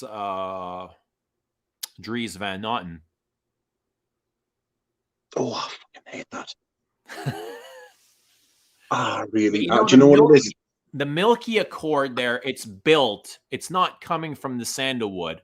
They've added a milk note to it, which kind of makes it look like a milky sandalwood. The same thing that Guerlain has done with Santal Paurosa, and the same thing that Le Labo's done with Santal 33. Like they've added fig. They've added warm, creamy textures to it to replicate Mysore. I almost feel like the Santal Poderosa also uses an ylang because ylang has that kind of rubbery, creamy, leathery feeling as well, just to build that sandalwood accord. Like, got me bottle of Samsara here. It really does need its cap, but it's a tester. And it's, hold on.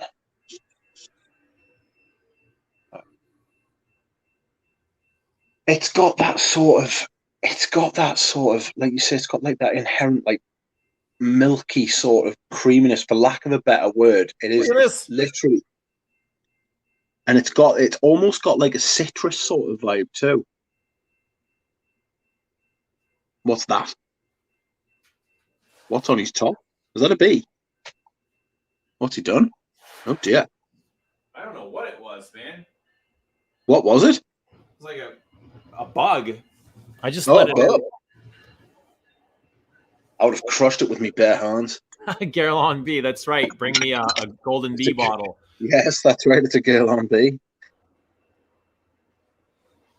Some animal on his shirt. Bring me a golden bee of Tonka Imperial. Golden bee of Tonka Imperial. Is that what you're going to fill it with? I'm not sure. Oh dear. I'd like to think he asked them to put Perura in it. Yeah, that'd be a good idea if it was like 35 years ago. Yeah. Yeah. You get a vetiver. Oh, vetiver is good. Even though I don't make it for myself, I think it's a brilliant perfume. Yeah. Ask them if they'll just get out like the vintage. Dude, they could fill it with Sauvage for all I care. I just want the damn golden bee. Oh, don't say that. Oh, Houdini's in the house. Hello, Houdini. James, what's happening? Girl on spy. A bee. Girl on spy, yeah. Whatever they're called. I want to try Santal Royale. You can just watch all our video. Got excited with your brand. Don't be shy to ask for pre-orders. There won't be anything until after the new year. That's for sure. That's for certain. Sorry? There won't be anything launched till after the new year, after January, February. So you've got like another 6 months time sort of thing. Yeah, lots to do still. Yeah. We'll just have to wait. It's calm though. You know what I mean? If it really is Houdini, he'll find a way out. I want to try Santal Royale. Like, why haven't you? Isn't that available pretty easily? I think those bottles are going to go for a bit. And I tried to smell Amber Eternal at Guerlain today. They still have it in stock? No. Oh man, look who popped up in the chat. Fucking Hellcat himself, Mr. Smelly, 1977. His Excellency, Mr. Smelly, sends fragrant greetings from England and wishes to buy the noble Eugene a drink. I'd love a coffee. Thank you so much, Mr. Smelly. Black coffee in the morning it is. I appreciate that. Thanks for showing up. Do they sell Amber Eternal in Canada anymore? It's been discontinued forever. Has it? Yes, absolutely. Oh dear. You didn't know Amber Eternal? I didn't remember. It's starting to ring a bell now. It's been discontinued. I think it's the only one that's been discontinued so far. Yeah. Because, I mean, there was like Musk Nobile was there. I would have thought that would get discontinued because it's fucking rubbish. Yeah. There's another one as well. Is it Ambra? No, not Ambra Eternal. Oud Essential. Okay. Yeah. Oud Essential. Rose, oud, leather, right? Yeah. Amber Eternal is really hard, and I'm sure the prices are going to be fucking jacked. If you can find a bottle, they won't be cheap. They're almost Yeah. impossible to find. Yeah. It's Galen's video is the one that makes me want to try it. You've never tried it? Not try it, buy it. I've tried it, but I can't remember it. Does that make sense? Right. It's really good. Yeah. It's The essential is gross. I think the essential I is don't gross. disagree. There's, you know what it is? It feels like a Montal.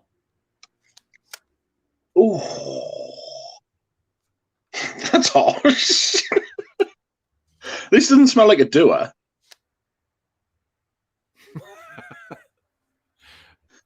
You know what I mean? I've never really smelt it, do I? I wouldn't know. Nothing. Lyndon says that there is nothing wrong with Oud Essential. If you Something's like wrong with Rose it. Oud, it's a good perfume. It's a little too aggressive for my tastes. I don't like Rose Oud anymore. I've got a Rose Oud, and the Rose Oud I've got is Oud Palau. And I don't think you need. I don't think you need. I think Oud Rose perfumes are a bit like blue fragrances in that you only need one. You don't need. Yeah. And it You seems like don't need. everybody's been doing them too. Yes. It's like Oud, Yeah. and then like it's just capitalizing on the market and making as much money as you possibly can, because Oud is popular, Rose Oud is popular, everybody wants it. And when you think about it, the Middle Eastern market spends more money on perfume than any other place. And what do they usually gravitate to is Oud, Rose Oud. So that's who they are targeting with this stuff. Yeah. It's. You would think that if they were going for the Middle Eastern market, then if the Middle Eastern market invented it and they've been making these things for a long time, it's hard to see how a Western perfume house could top it. You know? But I think they have been, because they're using probably higher grade materials and they're using master perfumers. Yeah. But No, I they're also understand. I understand what you're saying. I'm not sure about higher grade materials because I imagine the stuff they use in the Middle East must be like some of the best rose and some of the best oud in the world. I would agree with the actual technical aspect of it, though. You know, like right. the yeah, like the perfumers being better, like because you can't really touch you can't touch the French for perfumers, can you? Do you know what I mean? Oh, I don't know. I don't know what else I can show you or what else you want to see or discuss. Oh no, I was going to ask you what your recent purchases were, but you've already told us. I have just launched for some reason a bottle cap, and I don't know where I've put it. I don't know where it's gone. I'm stupid, man. What have I done that for? That is going to take forever to find. Sod it. I'll worry about it another time. Oh, I don't know. You know what Rose Oud I like is the one from Cartier, Rose and Oud. Oud and Rose. Oud and Rose. Yeah, Oud and Rose. Which One is of a the real two. good proper stink bomb. If you like animalic and pissy, and musky. Okay. So you sent me some of those, but I don't think you sent us that one. All the samples you sent me. Oh, I found it. Oh, happy days. Ah, that's saved us up. That's You saved us have stress. Oud and Rose? I don't know. Not unless you sent us it. No. Those Cartiers are hard to come by in this country because I was very interested in them and I could never find them. And then they somehow popped up at like a discount website, and I was like, "What are you doing here?" But there was still like 200 quid for like 75 ml, and it was all, "What are you doing?" It's like that's a lot of money, even at yeah. Even Rudy says those Cartier are impossible to find even in New York City. Yeah, they're like I don't know how you came across those. I wouldn't know where to start finding them either unless I went. Oh, it's just falling apart. I wouldn't know where to start finding them either. You know. What did you send this? Oh. So is that Bakur that I showed? Is that would you consider that of a good grade, or is there better things out there? I'll be honest, there's times I think maybe I'm burning too much. It'll give me a headache. It's too perfumey. So I've got to really watch how much I put on the burner. Sprody would be a good person to ask about that. Sprody would be the person to ask about that in the West anyway, because he uses a lot of he burns a lot of stuff like that. I was talking to Sprody today. I saw him post a picture on Instagram of his Fahrenheit bottles. I think they're all empty bottles, and there's literally dozens of them. Yeah, I don't know if they're all empty. But they look like they were like in the bottom of a milk crate. Yeah, he put them all. He did the same thing with his Antaeus bottles and his Balenciaga Pour-On bottles, and he didn't do his Koros though. He didn't do his Koros. He treats his Koros much better than that. What's the most bottles he has of one perfume? It'll be Fahrenheit or Koros. I know he's got a dozen Koros. Mental. Yeah, absolutely mental. Do you know? You have sent us the Oud and Rose. You know. Pull it out. Is the moon rose oud? Yes, the moon is a rose oud.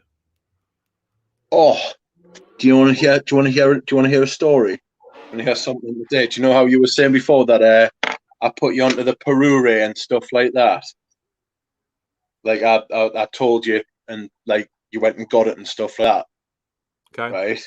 Right. I sent a link to Greggy Boy, to a bottle of the night that was on eBay, right? And he got a full bottle of the night, right? It must have been sprayed once or twice. He got a full bottle of the night for under half price. Wow. Yeah. Absolutely sensational. I was over the moon. I was loving it. It's like he texted us this evening. He was like, "Oh yeah, I got it," and I was like, "Oh, get in." So those aren't cheap to begin with. Sorry? They're not cheap to begin with. Did you say the moon or the night? The night. God, those are like $2,000 in Canada. Yeah, it's like £985 in Britain. And he got it for like 470. So like well under half price. It was brilliant. Like the moon is complex. It's hard to kind of contain it within just one or two specific notes. It is all that. It is leather, oud, rose, spices, smoke, sweets, herbal. There's a huge cumin bomb in there in the opening. It's ashy. It's smoky. It's complex. Yeah. And it is loud. It's aggressively loud. That's it. The moon smells like nuclear raspberry shisha with spices, with leather, with rose, smoke notes. So I feel like it's a more synthetic oud.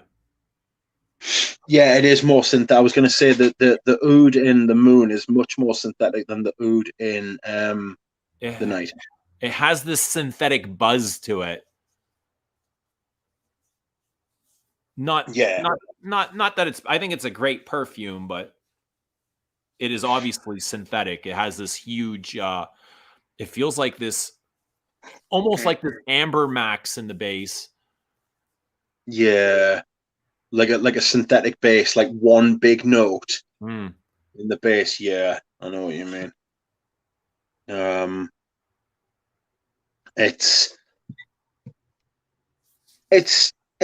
It's all right. It's all right. It's almost kind of like a gimmick. It's a party trick perfume. I've in the little time that I've had it, I've never gotten so much attention with the perfume than the night, or not the moon. I got to be careful. I mix them up quite easily. The night, the moon, dawn, promise. Yeah, the moon. I've put this oud rose on my wrist, and it does stink like I'm getting rotten. It's sort of like cat piss like stale Yeah. cat piss that's been fermenting for 3 or 4 days. Yeah, it smells like a pile of manure with fish heads in it. It's got a fishy aspect. I won't lie to you. There is scales in this perfume. Scales. This perfume has gills. You know what I mean? It can breathe underwater. It's a bad lad. I never thought of it as fishy. I'm definitely getting a fishy. What was it? Shamsu that you and Christo used Oh to say yeah, was fishy. yeah. Shams was fishy. Like somebody had opened up a can of sardines, or it smelled like a fishy vagina. I swear, that's what it reminded me of. Fishy muff. Mm. That's no fun. You don't want a big fishy muff. Mm-mm. No, not when you're paying thousands of pounds for it. No. No. Oh my god, I don't mind synthetic if it's well made. No, that's right, Kareem. Synthetic's perfectly fine if it's well made. Like I like Hortus Sanitatis.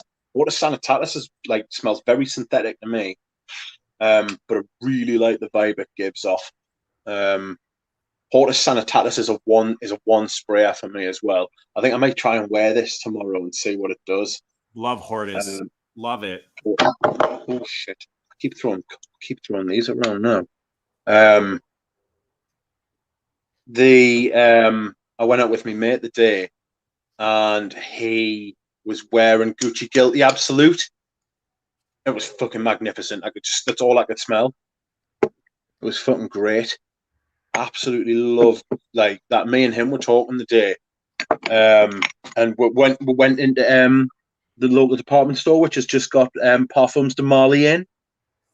And he was like, "Oh, I want to go and smell Leighton and Leighton exclusive because like he's got one of his friends into perfume, and his friends just like the bang average shit that people talk about. You know, like if there's a hype train on it, then he loves it.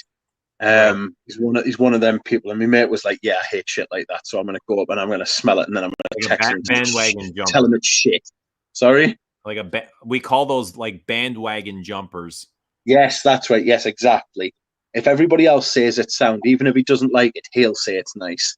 So my mate went and smelled Leighton exclusive and got them on a Leighton exclusive and Leighton, and I think Leighton exclusive is actually a good perfume. Leighton not so much, but Leighton exclusive is interesting. Leighton exclusive's got like a soil note. PDM is hot garbage. Okay. It's Parfum Somali is bad stuff. For the most part. Herod I had, and I sold it, and it died on the way to who I sold it to. Like the lid snapped. It's another mailing nightmare. Somebody asked me recently why I don't review PDM on my channel. Oh, did you tell them it's because of the shite? Not in so many words. No, I didn't respond, but I was like, when I first discovered them, they were a high-end copycat house. Like everything that they had reminded me of something. They had a Tuscan leather like smell. Yes, Godolphin. Right. Yes, Godolphin's a Tuscan leather clone. Herod's a Tobacco Vanille clone. Tobacco Vanille. Yeah. What else? There may have been a few others. Oh, there was the Ombre Nargile comparison, right? I think that's Leighton, isn't it? No, it's not. Dude, I don't know. I can't keep up with the names. It's not really something that I follow, but yeah. It's like Dua. It's just not my thing, right? It's not something that I find interesting, so I don't talk about them. There's a few I like a Leighton exclusive. I bought a bottle of Leighton. I've only worn it once. Seriously. It's a good fragrance. I'm shocked. Why? I'm just joking. I'm not. I've only worn it once? No, that you bought it. Yeah, I did. I bought it. Oh. Did you pay full retail? No, it was discount. Yeah, I What's got full retail? maybe I don't know what. I think they're about 160, 170 quid. So they'll be like 300 Canadian, I think. Right. Ish. I don't know that. I just imagine that's what they are. I was I was Korean. I was shocked when I smelt the Leighton, like how horrible it was, all the hype that it gets. Yeah, It just it seems like a generic blue fragrance. that's the problem with free bottles for review. That's the Parfums de Marly's like the biggest. I don't want to say culprit, but culprit. You know, they give away them like all of their stuff gets sent around the doors to all the different reviewers. So all the different reviewers always. When do you ever hear a reviewer say a bad word about Parfums de Marly? Hmm. But I thought, It's Leighton exclusive, I was surprised also that it got such good hype because it's kind of a challenging perfume. It's not an easy wear. It's not easy at all. it's definitely got like a soily sort of note in it. Me and Yeah, my mate smelled it today, and I just soily, didn't like it. earthy, like this heavy patchouli. I think it's something that you might like. Oh, I didn't like it when I smelled it today. I didn't like it at all. That was the first time I've smelled it though. I'm not a fan of apple notes either. I actually despise apple. I think that's why I struggle with Promise. I really like Promise. I think Promise is like a deep winter perfume. I find Like, I find the synthetics in apple really they bother me. Like I they're wonder really what. high pitched and they're sharp and they lack warmth. Oh, Promise is so good, so strong. That's why you like it because of the strength I feel. And It's that for me is definitely a got that negative. aspect It's to too it. strong. Like somebody was saying before, I think it was Corinne, and she said synthetics are good or nice when they're done right, and I would Yeah. agree with that. And I think Promise is done right. I think the Promise for a synthetic perfume. Synthetics definitely have their place. I love synthetics. I've got no problem, but I don't want them to smell like synthetics. I don't want to smell like a chemical. Yeah, yeah. Like I was going back to what I was saying today about my mate. He was wearing Gucci Guilty Absolute, which does smell like chemicals. I think it's one of the reasons I like it. It smells like floor cleaner. It's outrageous. Guilty Absolute does smell Yeah, synthetic to me a little bit yeah. more than I'd like to. Oh, I really like it. I really like how it does that because the thing is with it, it just doesn't try to hide it. It sort of plays on it. It's sort of like, yes, I'm like a big sort of I'm a big synthetic perfume. Like, Mm. here I am. I'm not pretending to be natural. I'm not pretending to be something I'm not. I'm actually like leaning into it, sort of like Rien. Like Rien sort of leans into it, Yeah, like it Rien does. leans into like how outrageous it is. I think that's really good about Gucci Guilty Absolute. It's uh, it's really good. Billy Joel loves Godolphin. It's way better and wearable than the current Tuscan leather. Current Tuscan leather isn't Tuscan leather anymore. Like it's like the thrown like the thrown in a bucket of I water don't over it. I don't know what the current smells like, but I don't think there's any copy of Tuscan Leather that does it better than the original. I think the Yeah, original it's brilliant. The yeah, original Tuscan Leather, and then there's so many copycats. Um, I thought the one from Aqua de Parma was horrible. I couldn't stand it. yeah. The leather, the Colonia leather. Right. Bought it, sold it, and I don't sell many bottles. I've probably sold like less than 2 handfuls, but that was one of Yeah, them. I wanted to wear Tuscan leather today. I wouldn't have minded wearing Tuscan leather today. Um, it's because I was wearing my leather jacket, but I love me Tuscan leather. Do you have Sorry. I love Tuscan Leather too. I don't wear it very often, once a year maybe, but Yeah, yeah, exactly. love it. I love it. Yeah, I was just about to say I've got a 100 ml bottle, and I will never need to replace it. For Like, me, I'll it's have like this 100. it's a half layering perfume because I know it's a 2-day event. It's like I Yes. wear it today and I know I'm going to still smell it tomorrow after 2 showers. So it's like I'm layering it with something else. Yeah. It's it's a big perfume and it gets ashy in the dry down. It Very, gets very ashy. dry. It's like putting out your cigarette in a wet ashtray. That's what it feels Yeah. like. Yeah. Love it. It sits right in the middle. I'm glad I got 100 ml of it as well, because it has been reformulated since I got mine, and it's not as good as it was.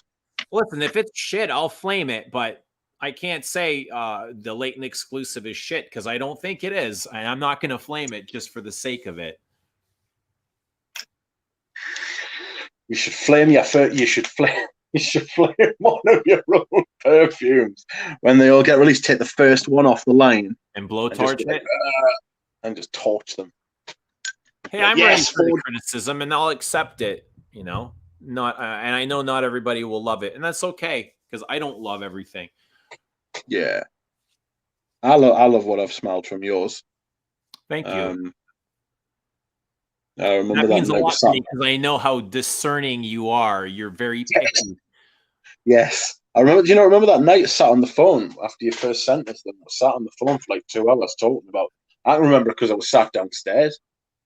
For some reason, that's what I can remember smelling them. Like I can't say which ones are which, but there was a couple of that was like there was one in particular I was really impressed with. And I remember telling you as well, I thought they were quality. You know what I mean? I was saying like this is really actually like very good stuff, like good ingredients. Yeah. Ah, Is there a favorite note that you have? I think we've talked about this before that just makes you say you love it. I think for you, it's probably patchouli, right? possibly. Patchouli, leather.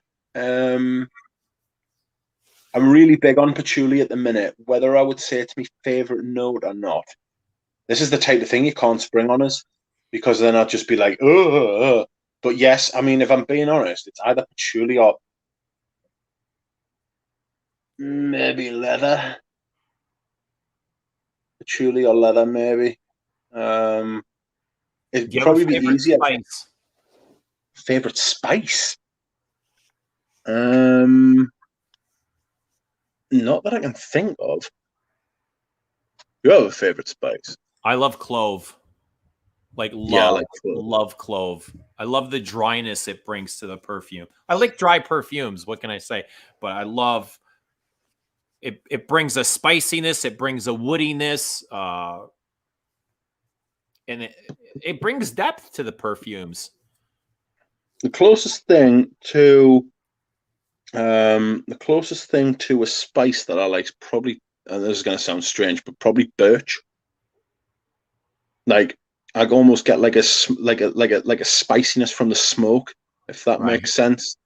Yeah, It's like a absolutely makes sense. somebody has just asked me, Enrique Vasquez, sorry. Hey Rich, have you tried Dolce and Gabbana Velvet Amber Sun? Robes 08 says it resembles Amber Absolute, while others have compared it to Amber Salt. No, but it sounds quite nice. Dolce and Gabbana doesn't inspire confidence, though. People are asking. Mike V has asked, "Is oak moss not my favorite note?" Historically, probably yes, but it's not what I'm using at the minute. I will always love oak moss as a note. But historically, at the minute, not really. I like castoreum as well. I like castoreum in Yeah, small doses, though. Sometimes it gets kind of sharp. yeah, yeah. I think. Sorry. Uh, I think castoreum can come across a little metallic sometimes. Does that make sense? Have you ever got like a Yes, metallic vibe yes, from like a heavy yes. castoreum? Right. It can be aggressive. I think I Yeah. struggle with Cypriol as well. I really struggle with Cypriol. Promise is the exception to the rule. Mm, Um, because it's so dry, it feels like it's choking you out. yeah. It feels literally like it's like taking like a mop to the back of your throat. So it's like there's no wet there anymore.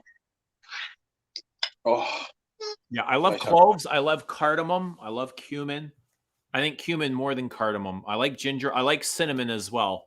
But I don't like the hot tamale cinnamon, the really spicy one. Right. The less aggressive, almost like the sweeter version of cinnamon. Okay. I like I'm smelling this Queers by Carna Barcelona. And Never. I really like that. That's a warm, slightly spicy leather. I like it. I don't like cumin as a note per se, I love cumin. but there's a couple of times it's been used in stuff where it's been absolutely amazing. One of them's Punjab by Capucci, and the other is, I'm sure it's in Fendi Uomo. Cumin But I just might gave be me the wrong. fucking shivers. Who shivered your timbers? Cumin. When you said cumin, I got the shakes. You got the shakes. Oh no. Got the shivers. No. Cumin is not in Fendi Uomo. I have done it a misservice. But it is, it has got coriander at the top. So that might be what's giving it that sort of sweaty spiciness. That's lovely. What would be the perfect Halloween perfume? I think Patchouli 44 or 24. I think Monsieur, Frederic Moll Monsieur would make an excellent Halloween perfume.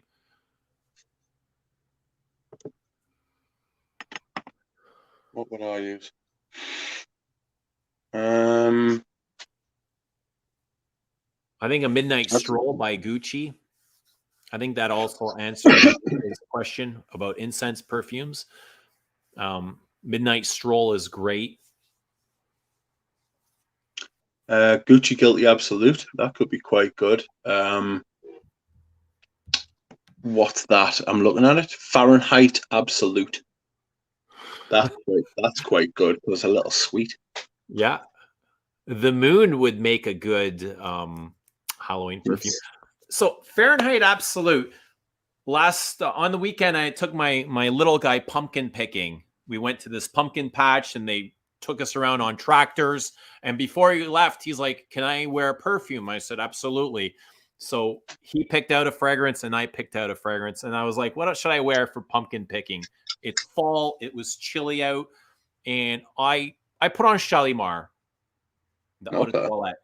And he usually reaches for one of the versions of Fahrenheit or Coco Chanel. I don't know why or how. But this time he's like, "Can I try Fahrenheit Absolute, the vanilla one?" It's like the boozy vanilla. It's not absolute. It's the No. parfum. Yeah, no, it's not the boozy vanilla ones. The 32, the white one. No, I don't have that. I think it was the parfum. Right. And he put on 2 sprays, and I think I put on like 8 or 9 sprays of Shalimar. And the rest of the day, all I could smell was this Fahrenheit. Like it was smashing me in the face, eh? Not once was I able to detect Shalimar, but I was like, "What the hell, man? Kid, get away from me." Outrageous. Yeah. He He had loves massive Fahrenheit. sillage. Massive. Outrageous. Does it get warm and creamy on you? Which one? The parfum. No, I think the parfum. I think the parfum's closest. The parfum is the closest to the vintage Fahrenheit that any of the Fahrenheits are. I think it's close. I think the Fahrenheit is. I think the Fahrenheit parfum is. What was I saying? It's the closest to the vintage. I've got a vintage. I think it's an '89 bottle. There's a helicopter lurking outside my house. They've come for me fucking collection. They're looking for your package. That's right. Aye. Maybe they What's found that it. now? They're gonna parachute it off to you. That's right. But it was over. Like I couldn't believe how strong it was. It was everywhere. Like in the car, on the like pumpkin picking. It was like this is all I could smell. Over my poor little Shalimar. Poor Shalimar. Destroyed by the big Shalimar didn't beast. stand a chance. That's right. It was fucked. It's like only 2 sprays as well. It is a big perfume. It is a big buxom. Yeah. It is like what? It's got the big violet leaf in it as well. Right. Yeah. Maybe it was just his skin that was bringing out the like the vanilla. I don't get a lot of vanilla in that. Oh, I get a lot of like a boozy vanilla. right. I know that Demaché put a no, sorry. Demaché changed and reformulated Fahrenheit when he first went there, but the second formulation he made for them, he took the vanilla away. He didn't take the vanilla away, but he changed the vanilla. He lessened it. Not this one. I must have gotten it before the reformulation. Yeah, they reformulated. Yeah, there's like I think he's made 2 or 3 reformulations of Fahrenheit. The latest, like this Eau de Toilette Fahrenheit is it's quite good actually. One of the few cases of this is a 2017 bottle that I've got. One of the few cases of a reformulation being better than one of the formulations that came before it. Because there was one. Cumin balm is a Rochas Femme. You want to smell cumin and body odor? Rochas Femme, and that was a woman's perfume released as for women. And it Do you know that? BO.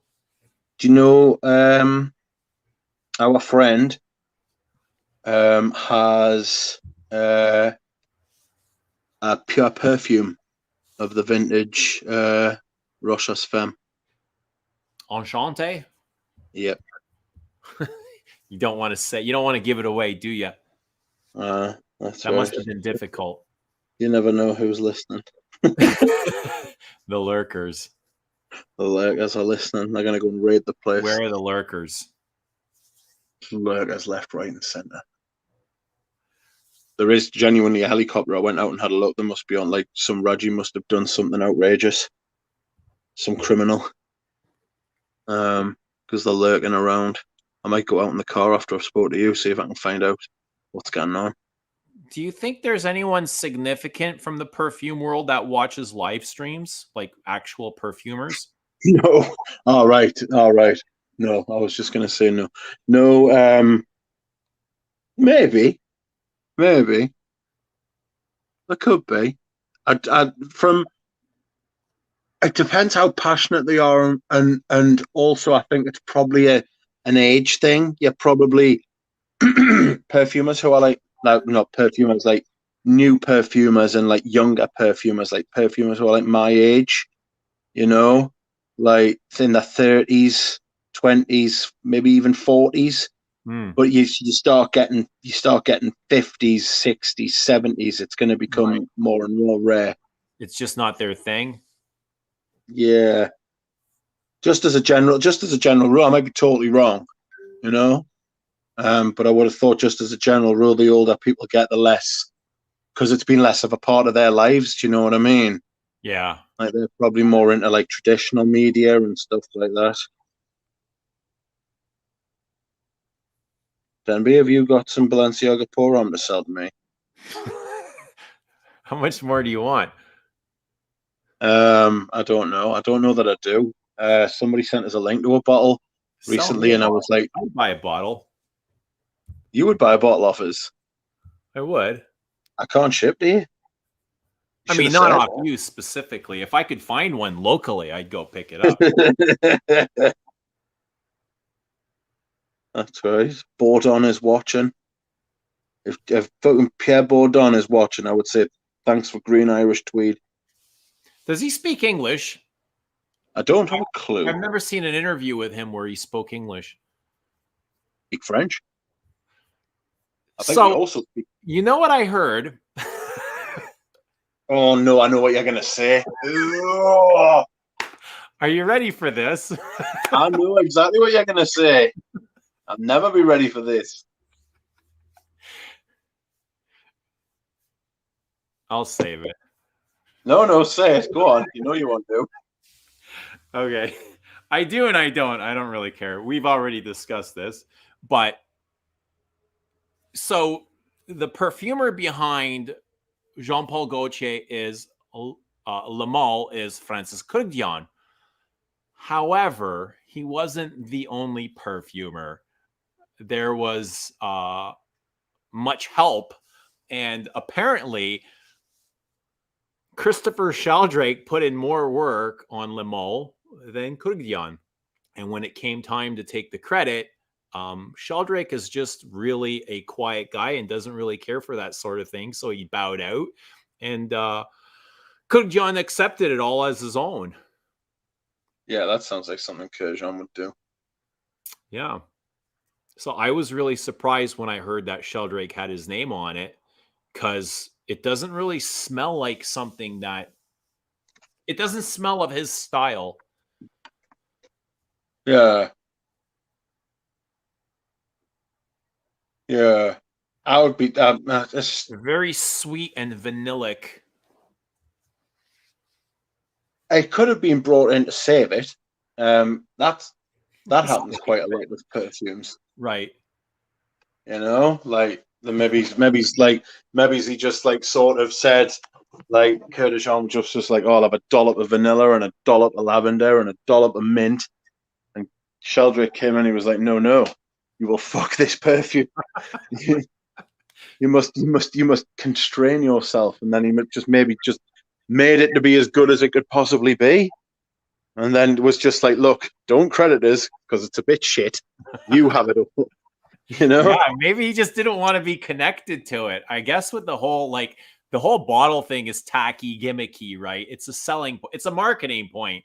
Packaging is all marketing, right? He just wants to be behind the fragrance. Yeah.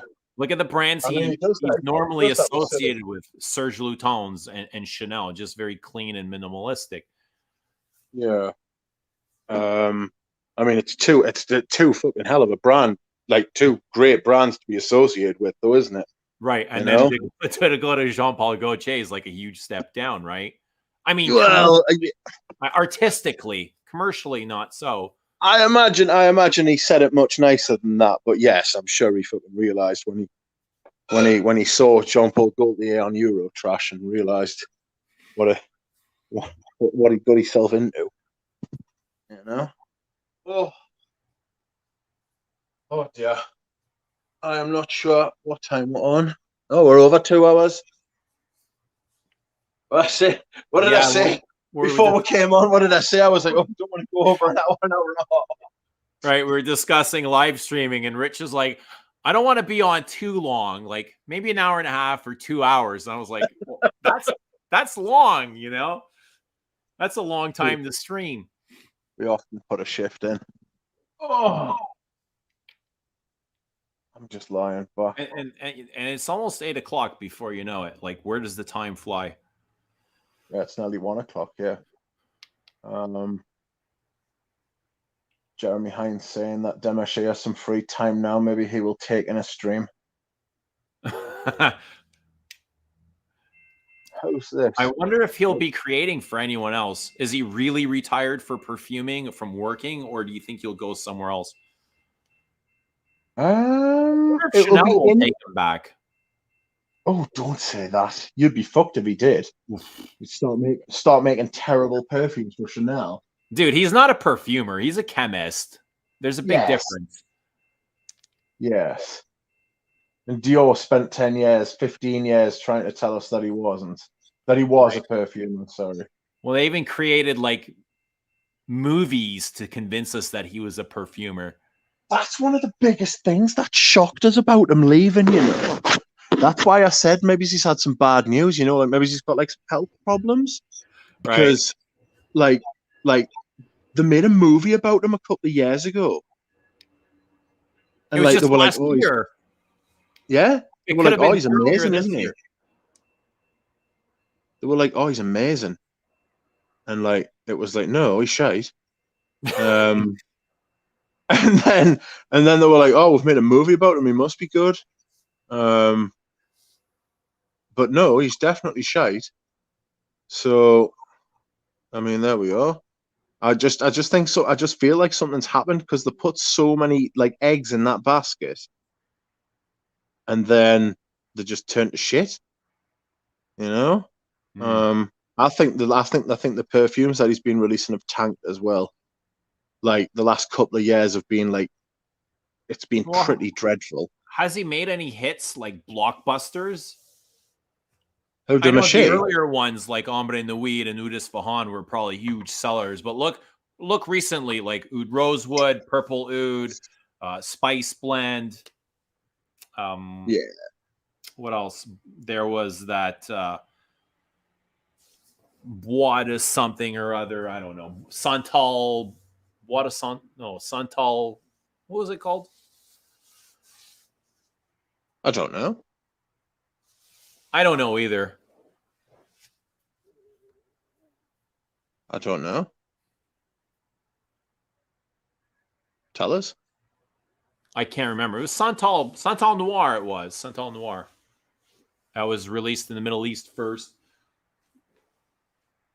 Like Balad Savage, Eden Rock, Holy Peony, right? I Like thought the you look purple oud. you look 1947 was quite good, but again, not a massive perfume, not a massive seller. Fev is probably his biggest work.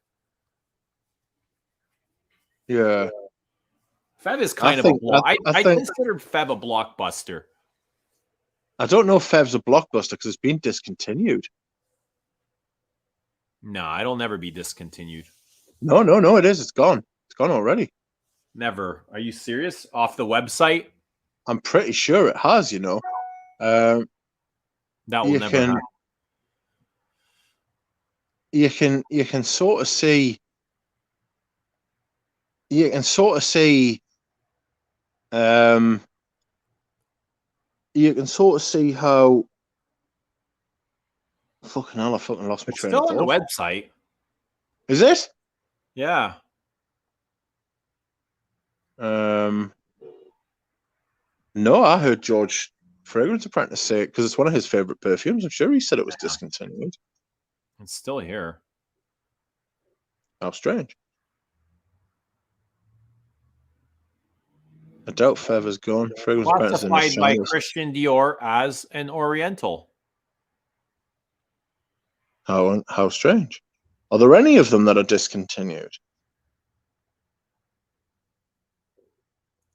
Like totally not even available in Paris.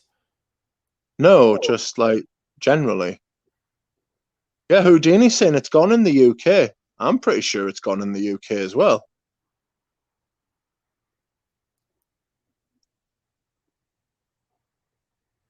Pretty sure it's gone in the UK. Let me have a look. Hold on. Oh, we were just talking about Fleur de Mal the other day, weren't we? Yes, thank God that didn't disappear. That did disappear. That's discontinued. Yeah, it's disappeared, but it didn't disappear on my package. Oh, you got it? This is the next haul that's been planned, isn't it? Man, a tough crowd here, eh? Sorry, what's happened? What they're saying? Fev is absolute garbage. Sickly sweet Play-Doh Tonka. And I don't disagree with you. Uh, it's on eBay, but is it on the Dior website?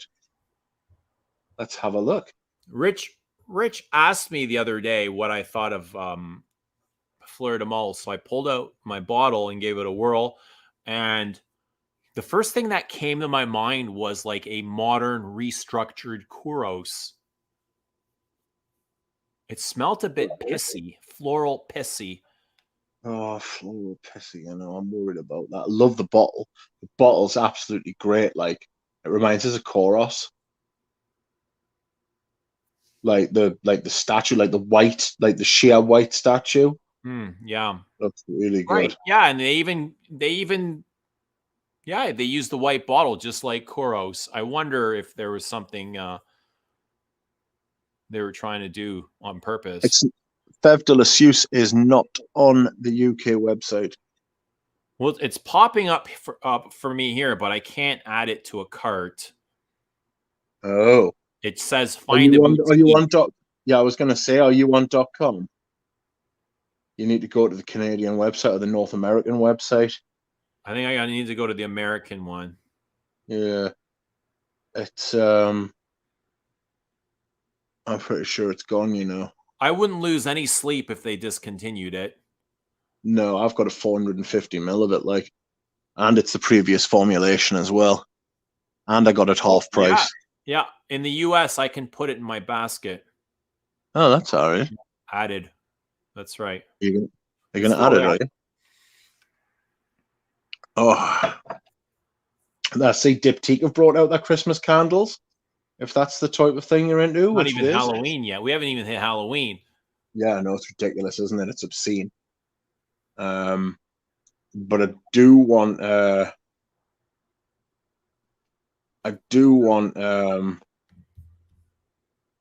what do I want? I want the pine one. Pine Christmas the candles?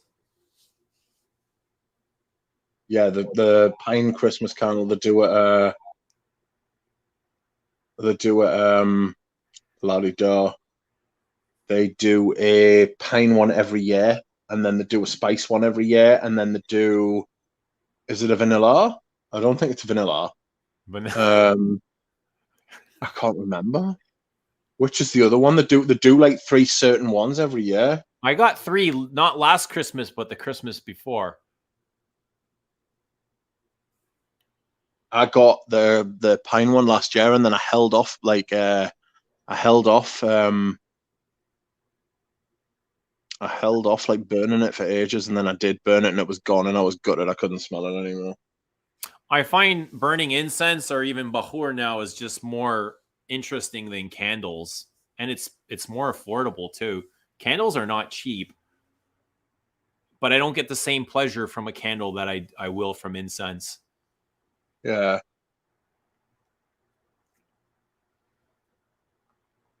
I'm not sure how an incense candle would work. The same way a regular candle would work. You just put the incense oils inside of it. Well, I know that, but I'm just not sure how if I would like. You would Well, just burn incense, wouldn't you? Rather than yeah, and incense is much stronger too. yeah, Candles are more subtle, and you don't really notice it unless you leave the room and come back. But with incense, it's just always there. yeah.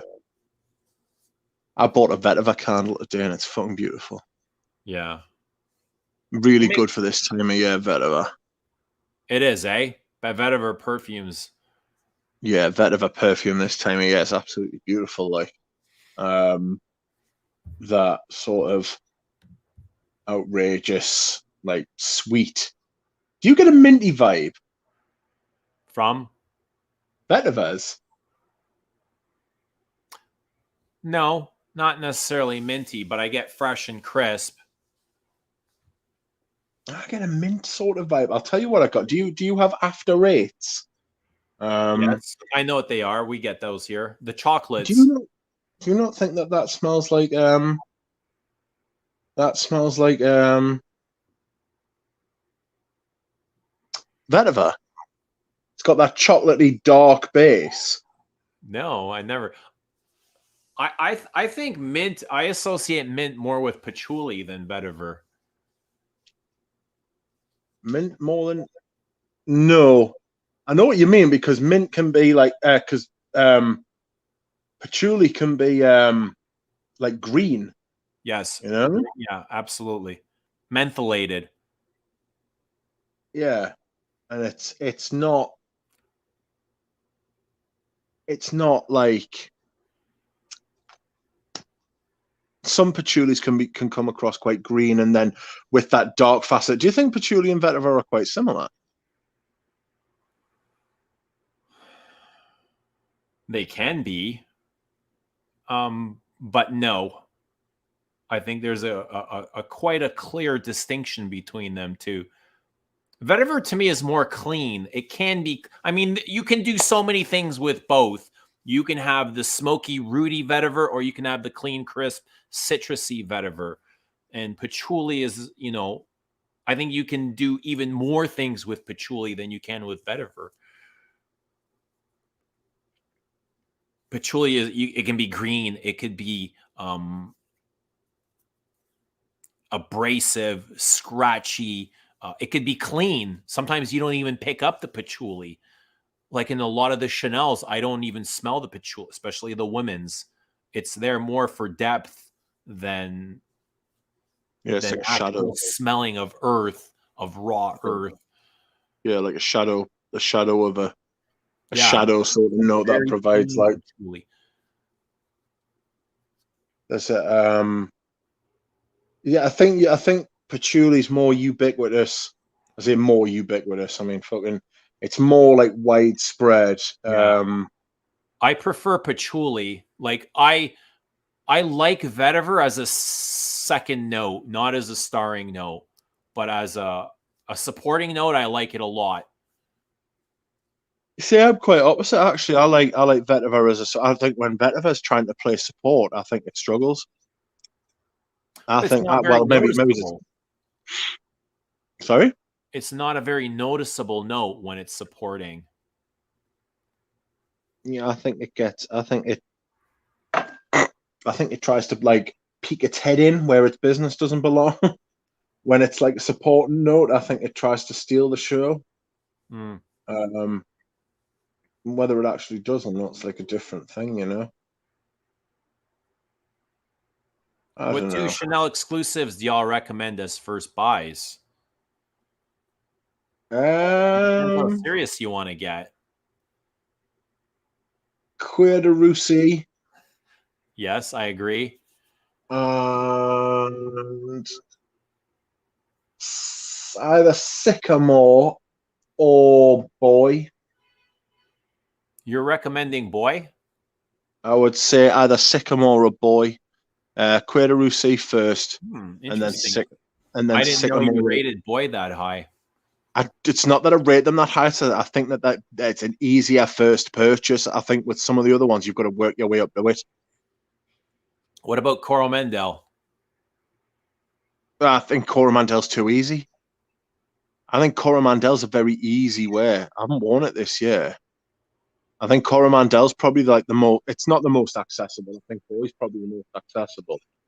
But I think just because Cuir de Russie is what Cuir de Russie is, you've got to have it. There are lots of collections that are without Cuir de Russie, and I don't understand how you can like leather perfumes without liking Cuir de Russie or having Cuir de Russie. Yeah, I've got the Eau de Toilette. I've got the 200ml Eau de Toilette. It's one of the. It's like having the Eau de Toilette's like one of the stars of my collection because it's sought after, and because it's like it. People say it's better, but I think it suits the fragrance more being in an Eau de Toilette than it does an Eau de Parfum. I think that the way that Eau de Toilette performs suits Cuir de Russie more than the way Eau de Parfums perform. Like Cuir de Russie is supposed to push a bit more, whereas I think that Eau de Parfum suits Coromandel more than Eau de Toilette formulation would. Urgent question: if you were buying only one fragrance in Paris, which would it be?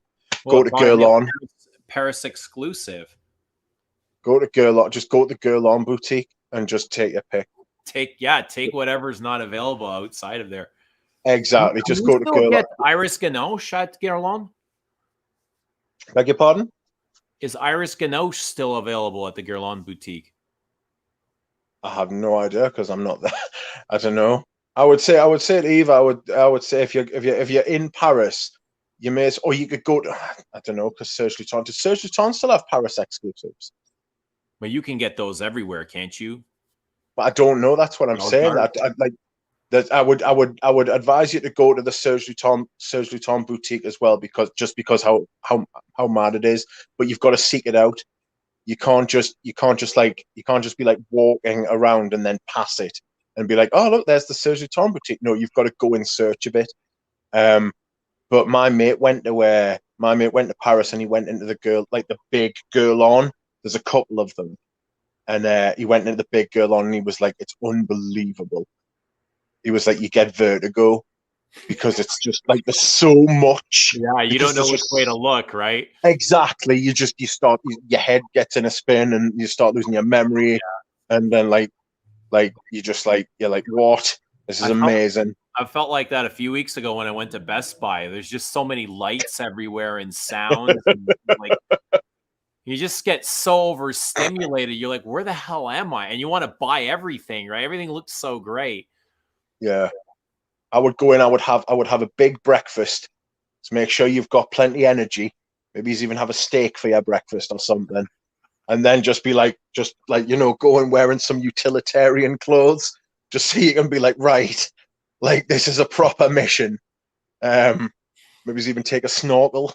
What about some of those hard to find Dior Privés, like Vetiver, like Leather Oud? What else? Patchouli Imperial is hard to find. I would.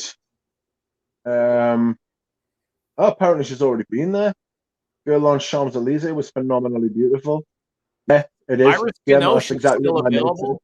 I would say get Iris Ganoche.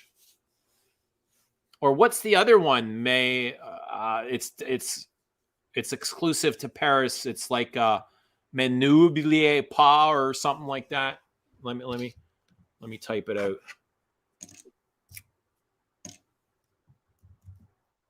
Guerlain for sure.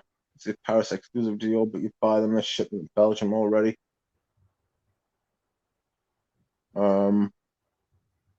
Trying to think, what are that? You can go to Chanel, but I mean, you can get Chanel.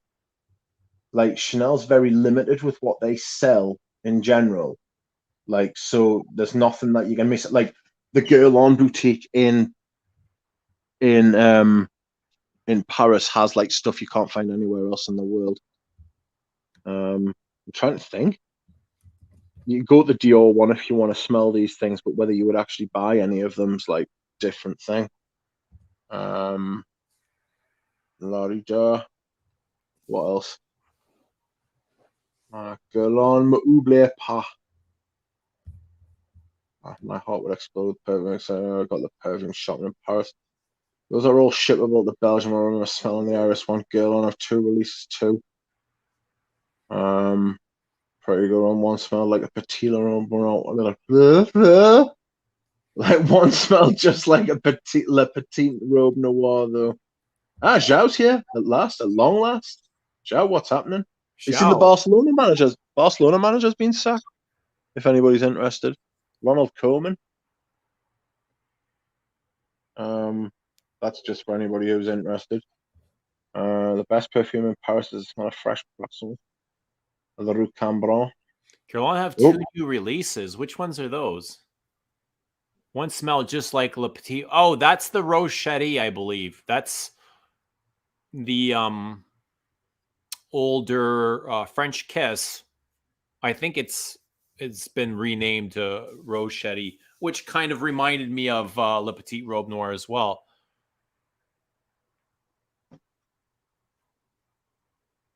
Ooh, you could see if you could get Ambre Eternelle.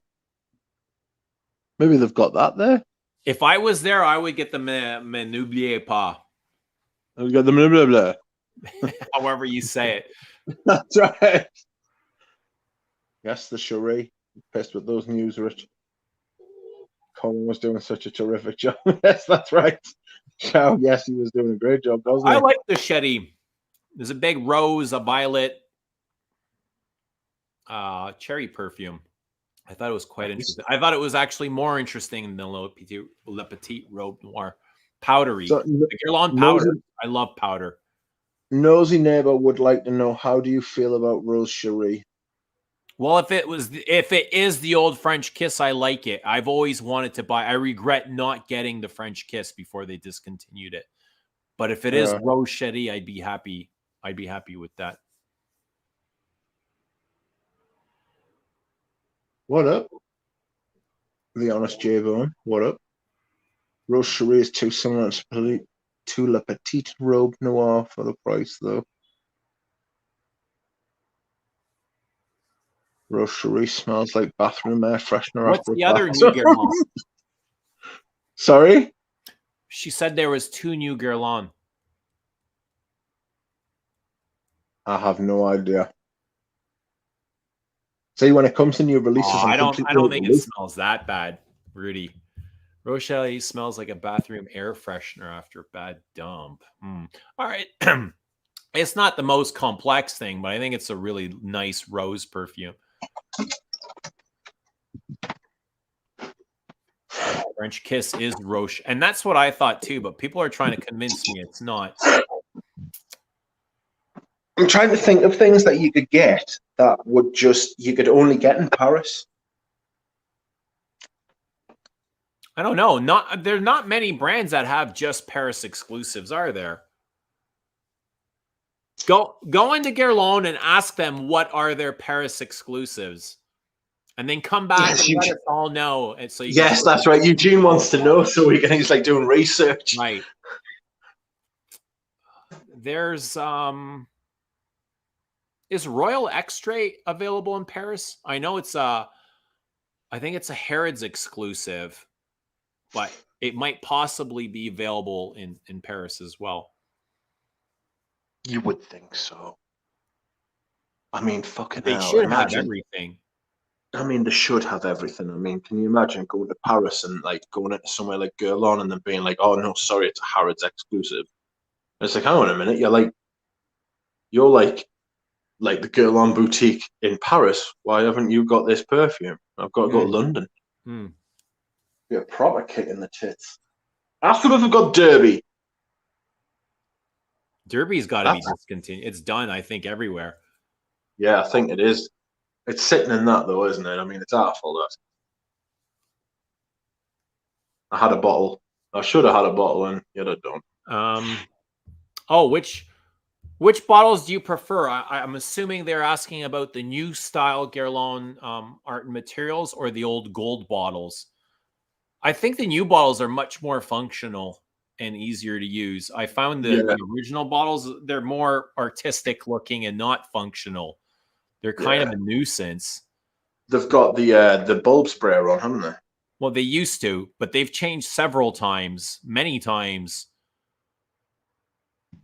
Interesting. But I like the new bottles. And as far as Tonka Imperial, I don't think the scent has changed at all. I've worn it a few times last week, and it smelled better than I ever remember. Like better than my gold bottle. Maybe they've changed it. Maybe they've changed it, and the changes they've made you prefer. You know, like it's just because that's never happened to me doesn't mean that it's never happened before. You know, I've like rarely have I ever smelled a vintage that I thought was worse than the modern. No, Denby, you cannot love Shalimar and then not like Tonka Imperial. Yes, it is slightly sweeter, but I've noticed like the more I wear it, the less I notice the sweetness. You just get used to it. Oh, it's too thick. But if it's got a lot of texture, that perfume. Like Shalimar is textured with the ambers and the powders and the resins, but man, Tonka Imperial feels like it does just as good, if not better, if you like that sort of thing. Eva says the spray bulbs are too wasteful. Yeah, there's nothing worse than like seeing your perfume just fucking disappear in one of those fucking bulb things. It's just pain. Wesley says they might have some available in Liberty. What are we talking about? What do they have at Liberty? I don't know. You're quite far back.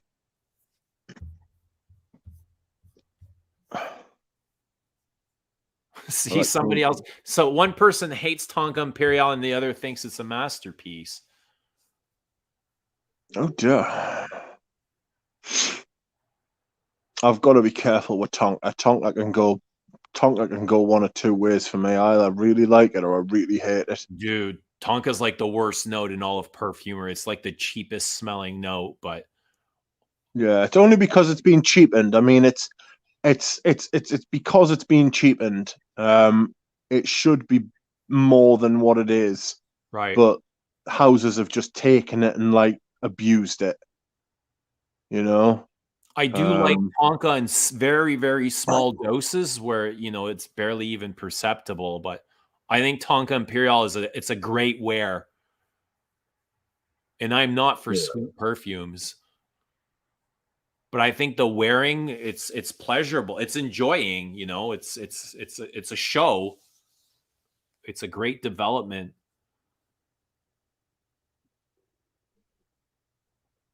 Rocking Crimson Rocks. I've never tried. I want to try those new Wash. Oh, I wonder how they stand up. Not sure about that. Are you done, Rich? I'm getting done. Yeah. Good Where time. are we? 2:40. That's a good hour and a bit after more than what I was planning on. I should be in Mexico City in 3 weeks. Outrageous that that you're going to Mexico. Yes. Are you gonna get jabbed? Well, possibly not. Well, I may get paid not to get jabbed. So I'll have to quarantine for 2 weeks, and I'll sit at home, and I'll be getting paid for that. So I will actually benefit if I don't get vaccinated. Yeah. Yes. Rich sounds like he's been shot by a tranquilizing dart. Yes, that has happened, but not for a long time. Spray some Balenciaga for a booster. No, I'm cooked. I'm cooked. There's been a helicopter lurking outside for about an hour tonight. I'm dying to know what's going on. They'll never take me perfume alive. It'll be like Scarface, like bottles of perfume exploding behind us as I try to like take down as many police as I can with us. Man, oh man! All right, so what's next on the agenda? When will we see you again? When will we be back? I don't know. I'll be back. I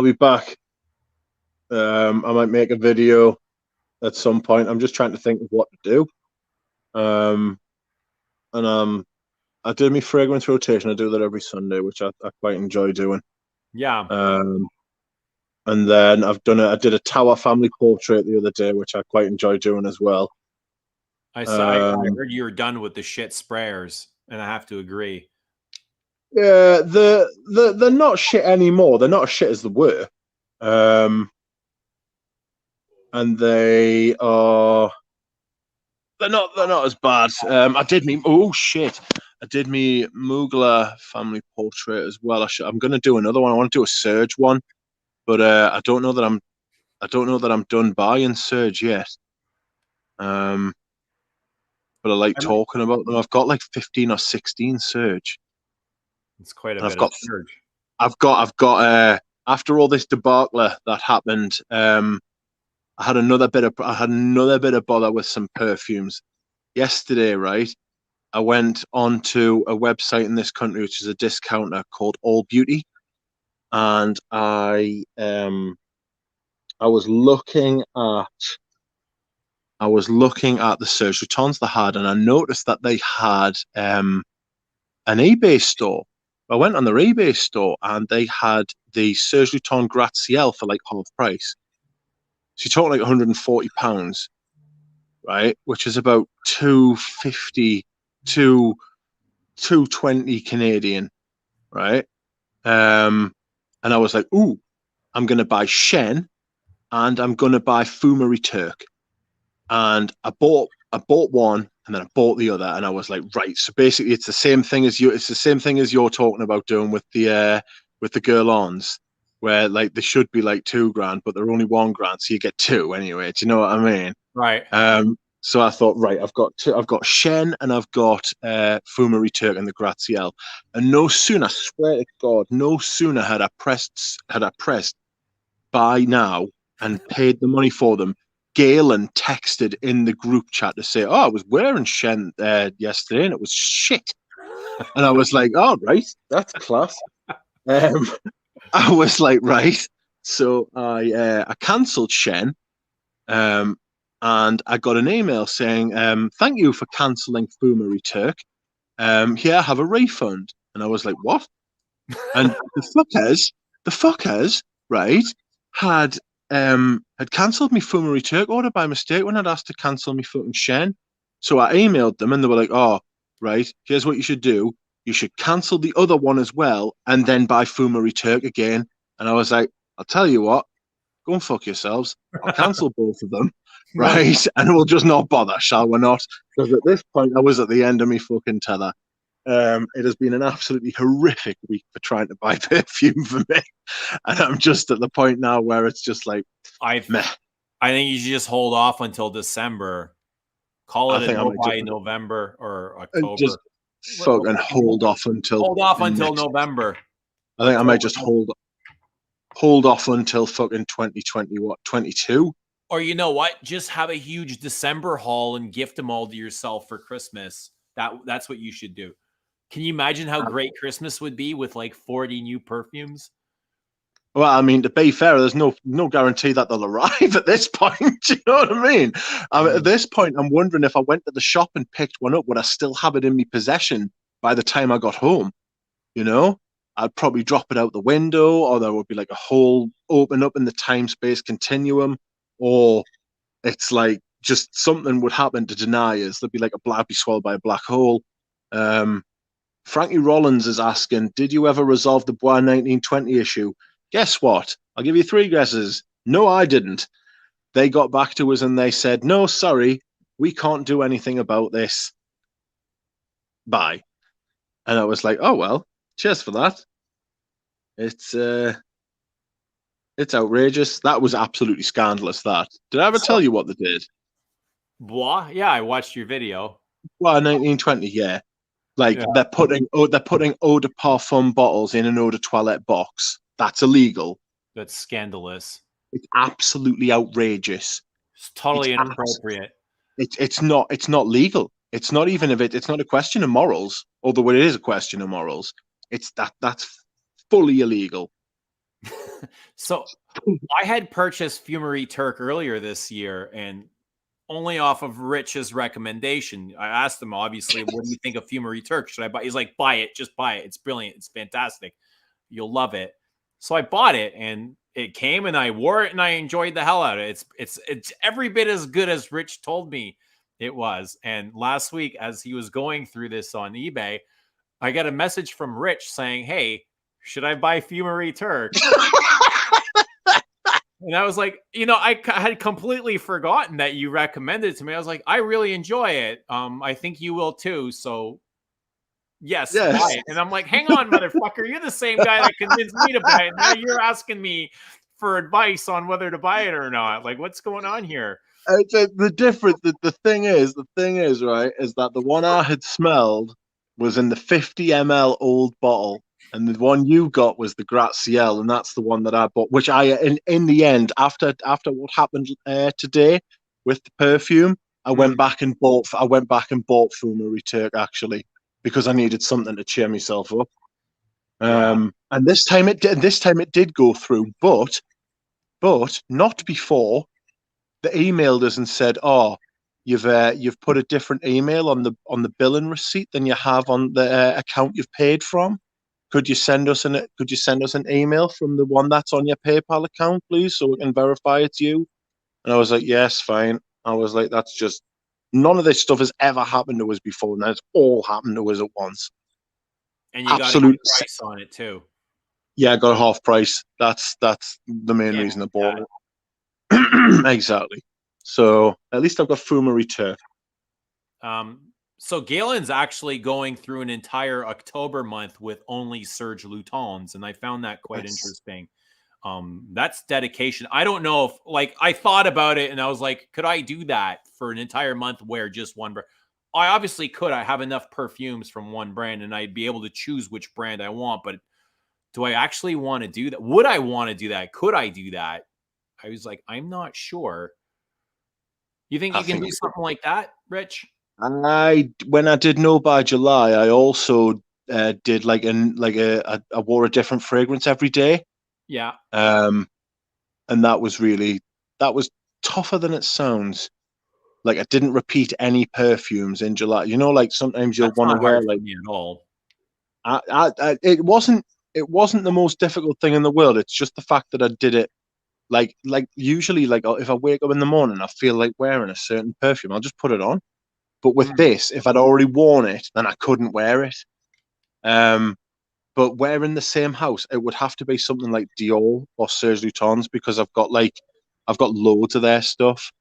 Um, like there's some houses I couldn't do. I know that Galen's got quite a few Serge Lutens as well. Local pickup only. He's selling them, but local pickup only.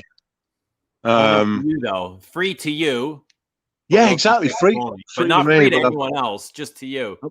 fuck, I'm gonna turn up on his door one day. He I'm won't just know gonna it's say, me. going to say to his other half, I'm just going to say, hello, Galen told us to come and pick up all the Serge Luton. And she'll be like, yes, nice one. We need to create some room. Um, and I'll be like, yes, that's right. He said, all the Serge Luton out before he can buy any more perfumes. Family and friends only. Yes, and local pickup only. I've come halfway across the world. It's a long way to go for a bottle of Fila Nagil. But it will be worth it. Which is the best city in Canada to buy perfume? Hmm. And be Toronto or Montreal. I was going to say Toronto or Montreal. Yeah, surely. Montreal's got etiquette, but Toronto's got like the boutiques, hasn't it? Yeah. They've got etiquette and they've got another niche store and they've got a Holtz. Other than that, I don't know if they have a Saks. Saks carries some good things that Holtz doesn't. They carry different things. But for me to do a 30-day like one brand, I think it would have to be Guerlain because that's the house I have the most perfumes from. So I'd have the most choice.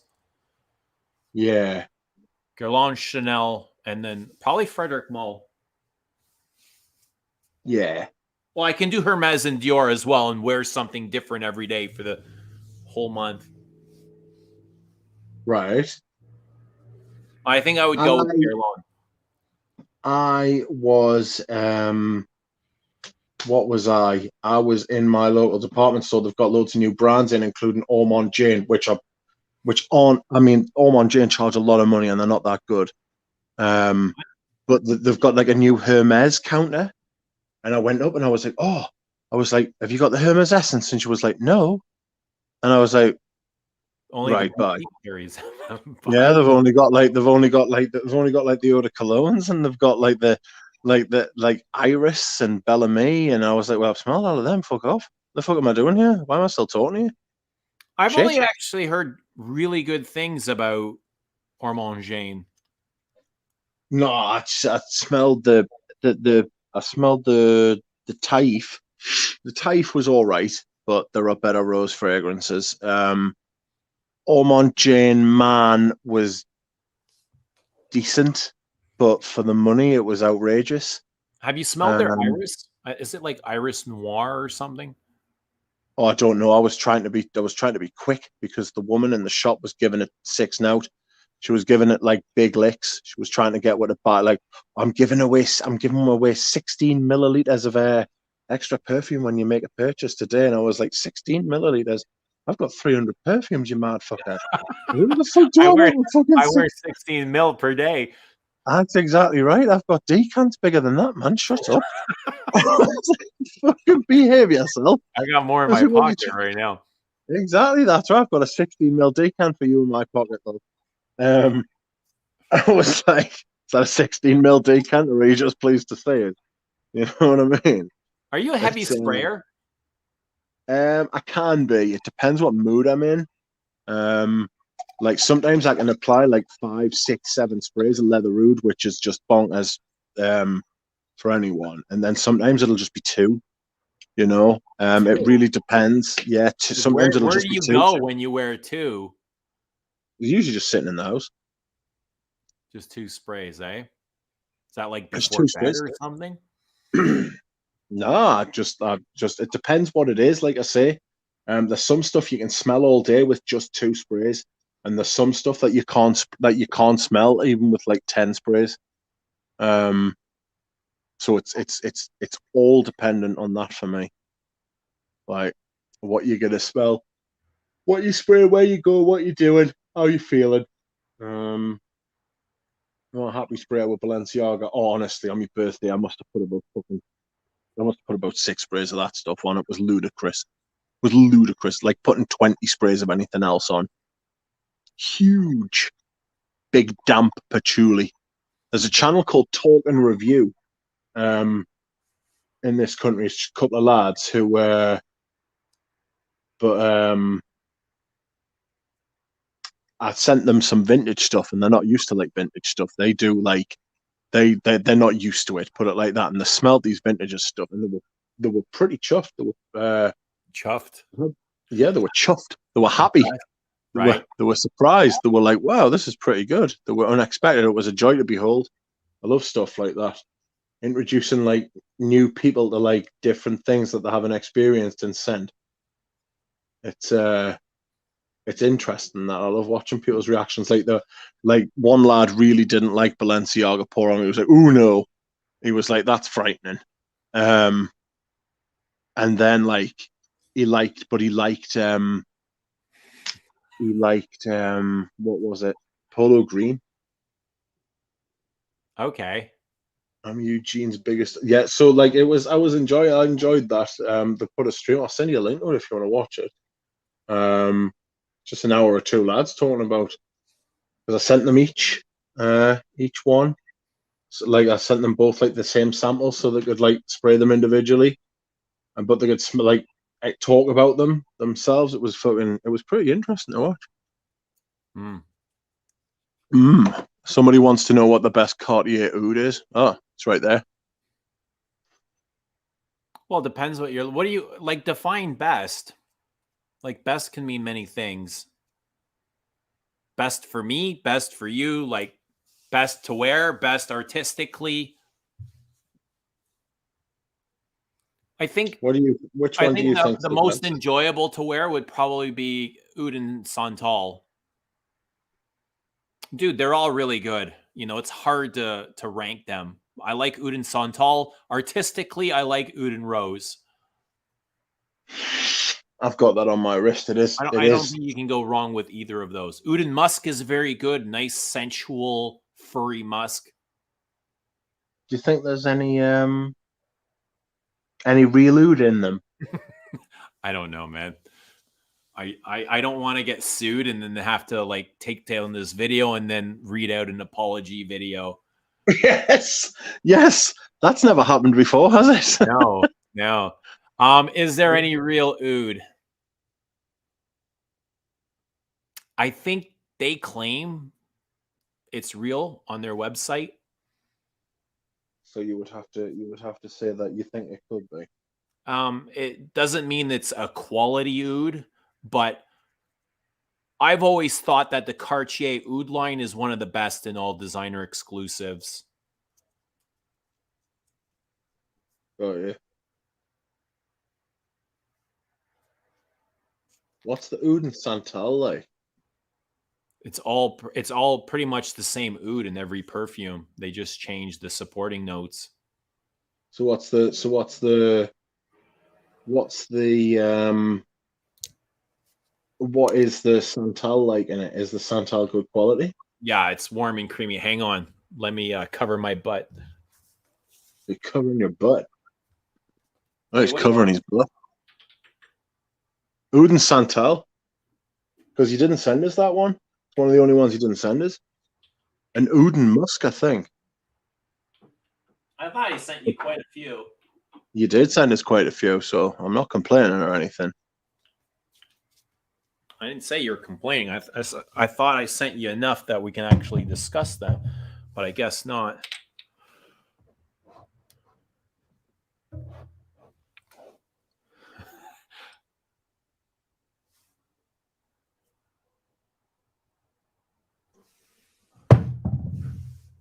Oud Radio is good, but it's very different. I don't get oud from it. It's a good fresh perfume. I get mainly like bergamot and ginger from it and woods.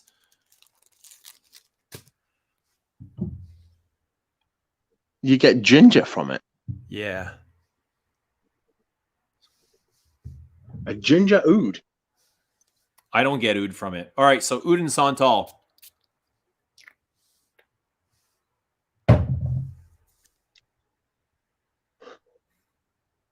So right off the bat, it's warm and creamy and spicy and resinous.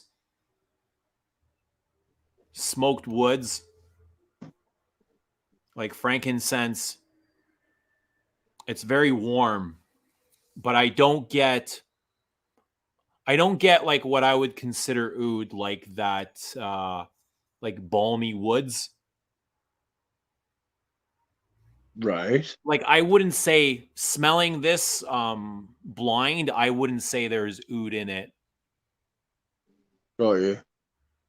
It's a very clean wood.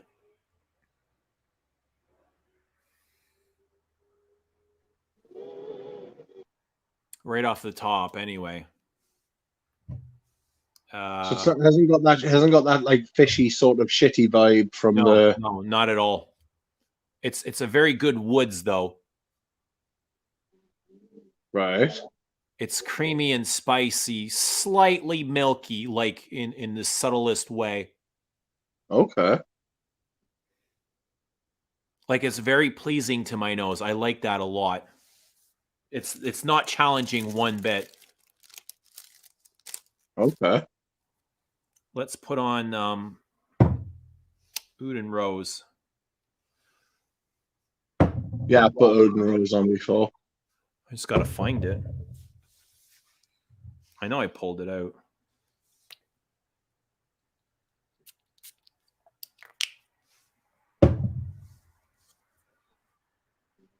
Like Rose is the star of this show. Like Rose is like front and center. It's like rose petals. And then musk. I get more musk than oud from this. Right. And then something really pissy starts to show up.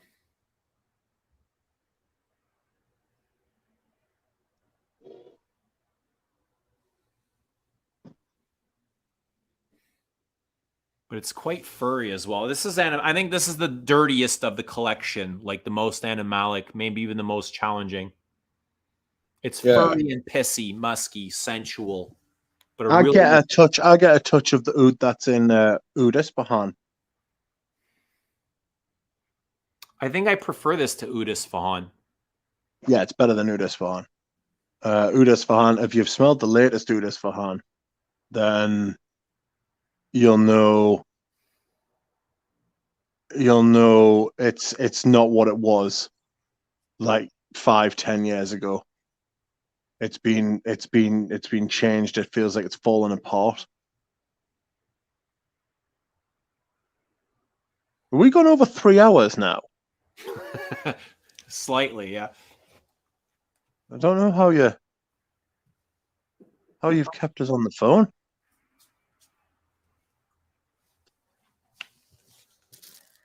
I hope not.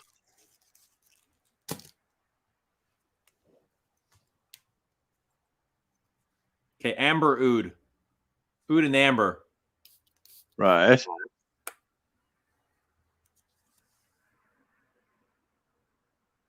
So right off the top, it's like sparkling resins and vanilla.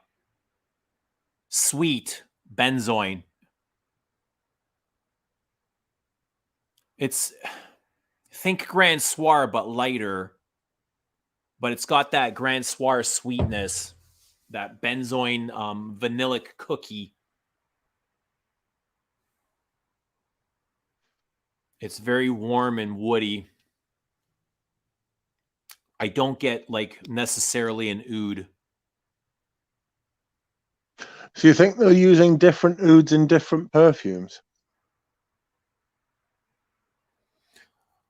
It definitely feels like there's an aesthetic that connects them all together. I think maybe whatever oud or woods they're using is it's concentrated differently. Yeah. But they all do share something similar, which I like. Okay. Actually, I like this better than this does remind me of Dior's newest vanilla diorama, but I like this better. I think this is better crafted. It's Right. more interesting. Excuse me. Who's the in-house perfumer for Cartier again? Mathilde Laurent. Is it Matilda Ron or Daniel Andrier? Oh, she's the Prada one, isn't she? She's Prada. Yeah. Daniela Roche now, isn't it? That's her name now. Changed her name. It's changed from one way or the other. She changed her name? Yeah, it's Daniela Roche. I think she might have got married or something. Or maybe she just changed her name. She was the nose behind, I believe, Guerlain's Angelique Noir. Really? Daniela Andre. Interesting. They've had a lot of perfumers through Guerlain, haven't they? Yeah, I think that at that time, Terry Wasser was just coming up, and I don't know if he was capable of creating all of those. Because when they started the arts and materials, it was exclusive to their Paris boutique. And they invited a bunch of outside perfumers to create for them. And they all worked around the same note, which was vanilla. Nobody seems to like the diorama here. And I don't blame you. Good perfume, but it's not good enough for Dior. Yeah. Anyway, all right. Let's cap this. Okay. It's been a while since we've done a 3-hour stream. Been a while since we've done a stream, and then we've done a 3-hour stream. Yeah. Outrageous. And you layer Grand Soir to make it darker. Isn't it not dark enough? It's just got class and all. I'm I slamming don't know it. if I'd want to layer. I think you would ruin it by layering it. And make it darker. Just wear Tonka Imperial if you want it darker. Anyway, all right, guys. Thanks for being here with us. Thanks for sharing yourselves in the chat. Rich, thank you. Thank you. I'm going Thank you for the happy birthday video as well. It meant a lot. Oh, it was my pleasure. Thank you. I'm glad that you enjoyed it, and I'm thank you for everybody for commenting on it and wishing Rich a happy birthday. I thought that was great. Thank you, everyone. You're a big part of this channel, so I wanted to acknowledge you. Thank you. Thank you. I mean, you bring a lot to the streams, and I know people enjoy you. I get messaged all the time, so it's great. It's great. Everybody's great. I love just kind of interacting and talking about perfume and life in general and sharing all kinds of things with all of you. So thank you, Rich. Thank you, everybody in the chat. Thank you. See you very soon. Enjoy the rest of your week. Bye-bye. Bye.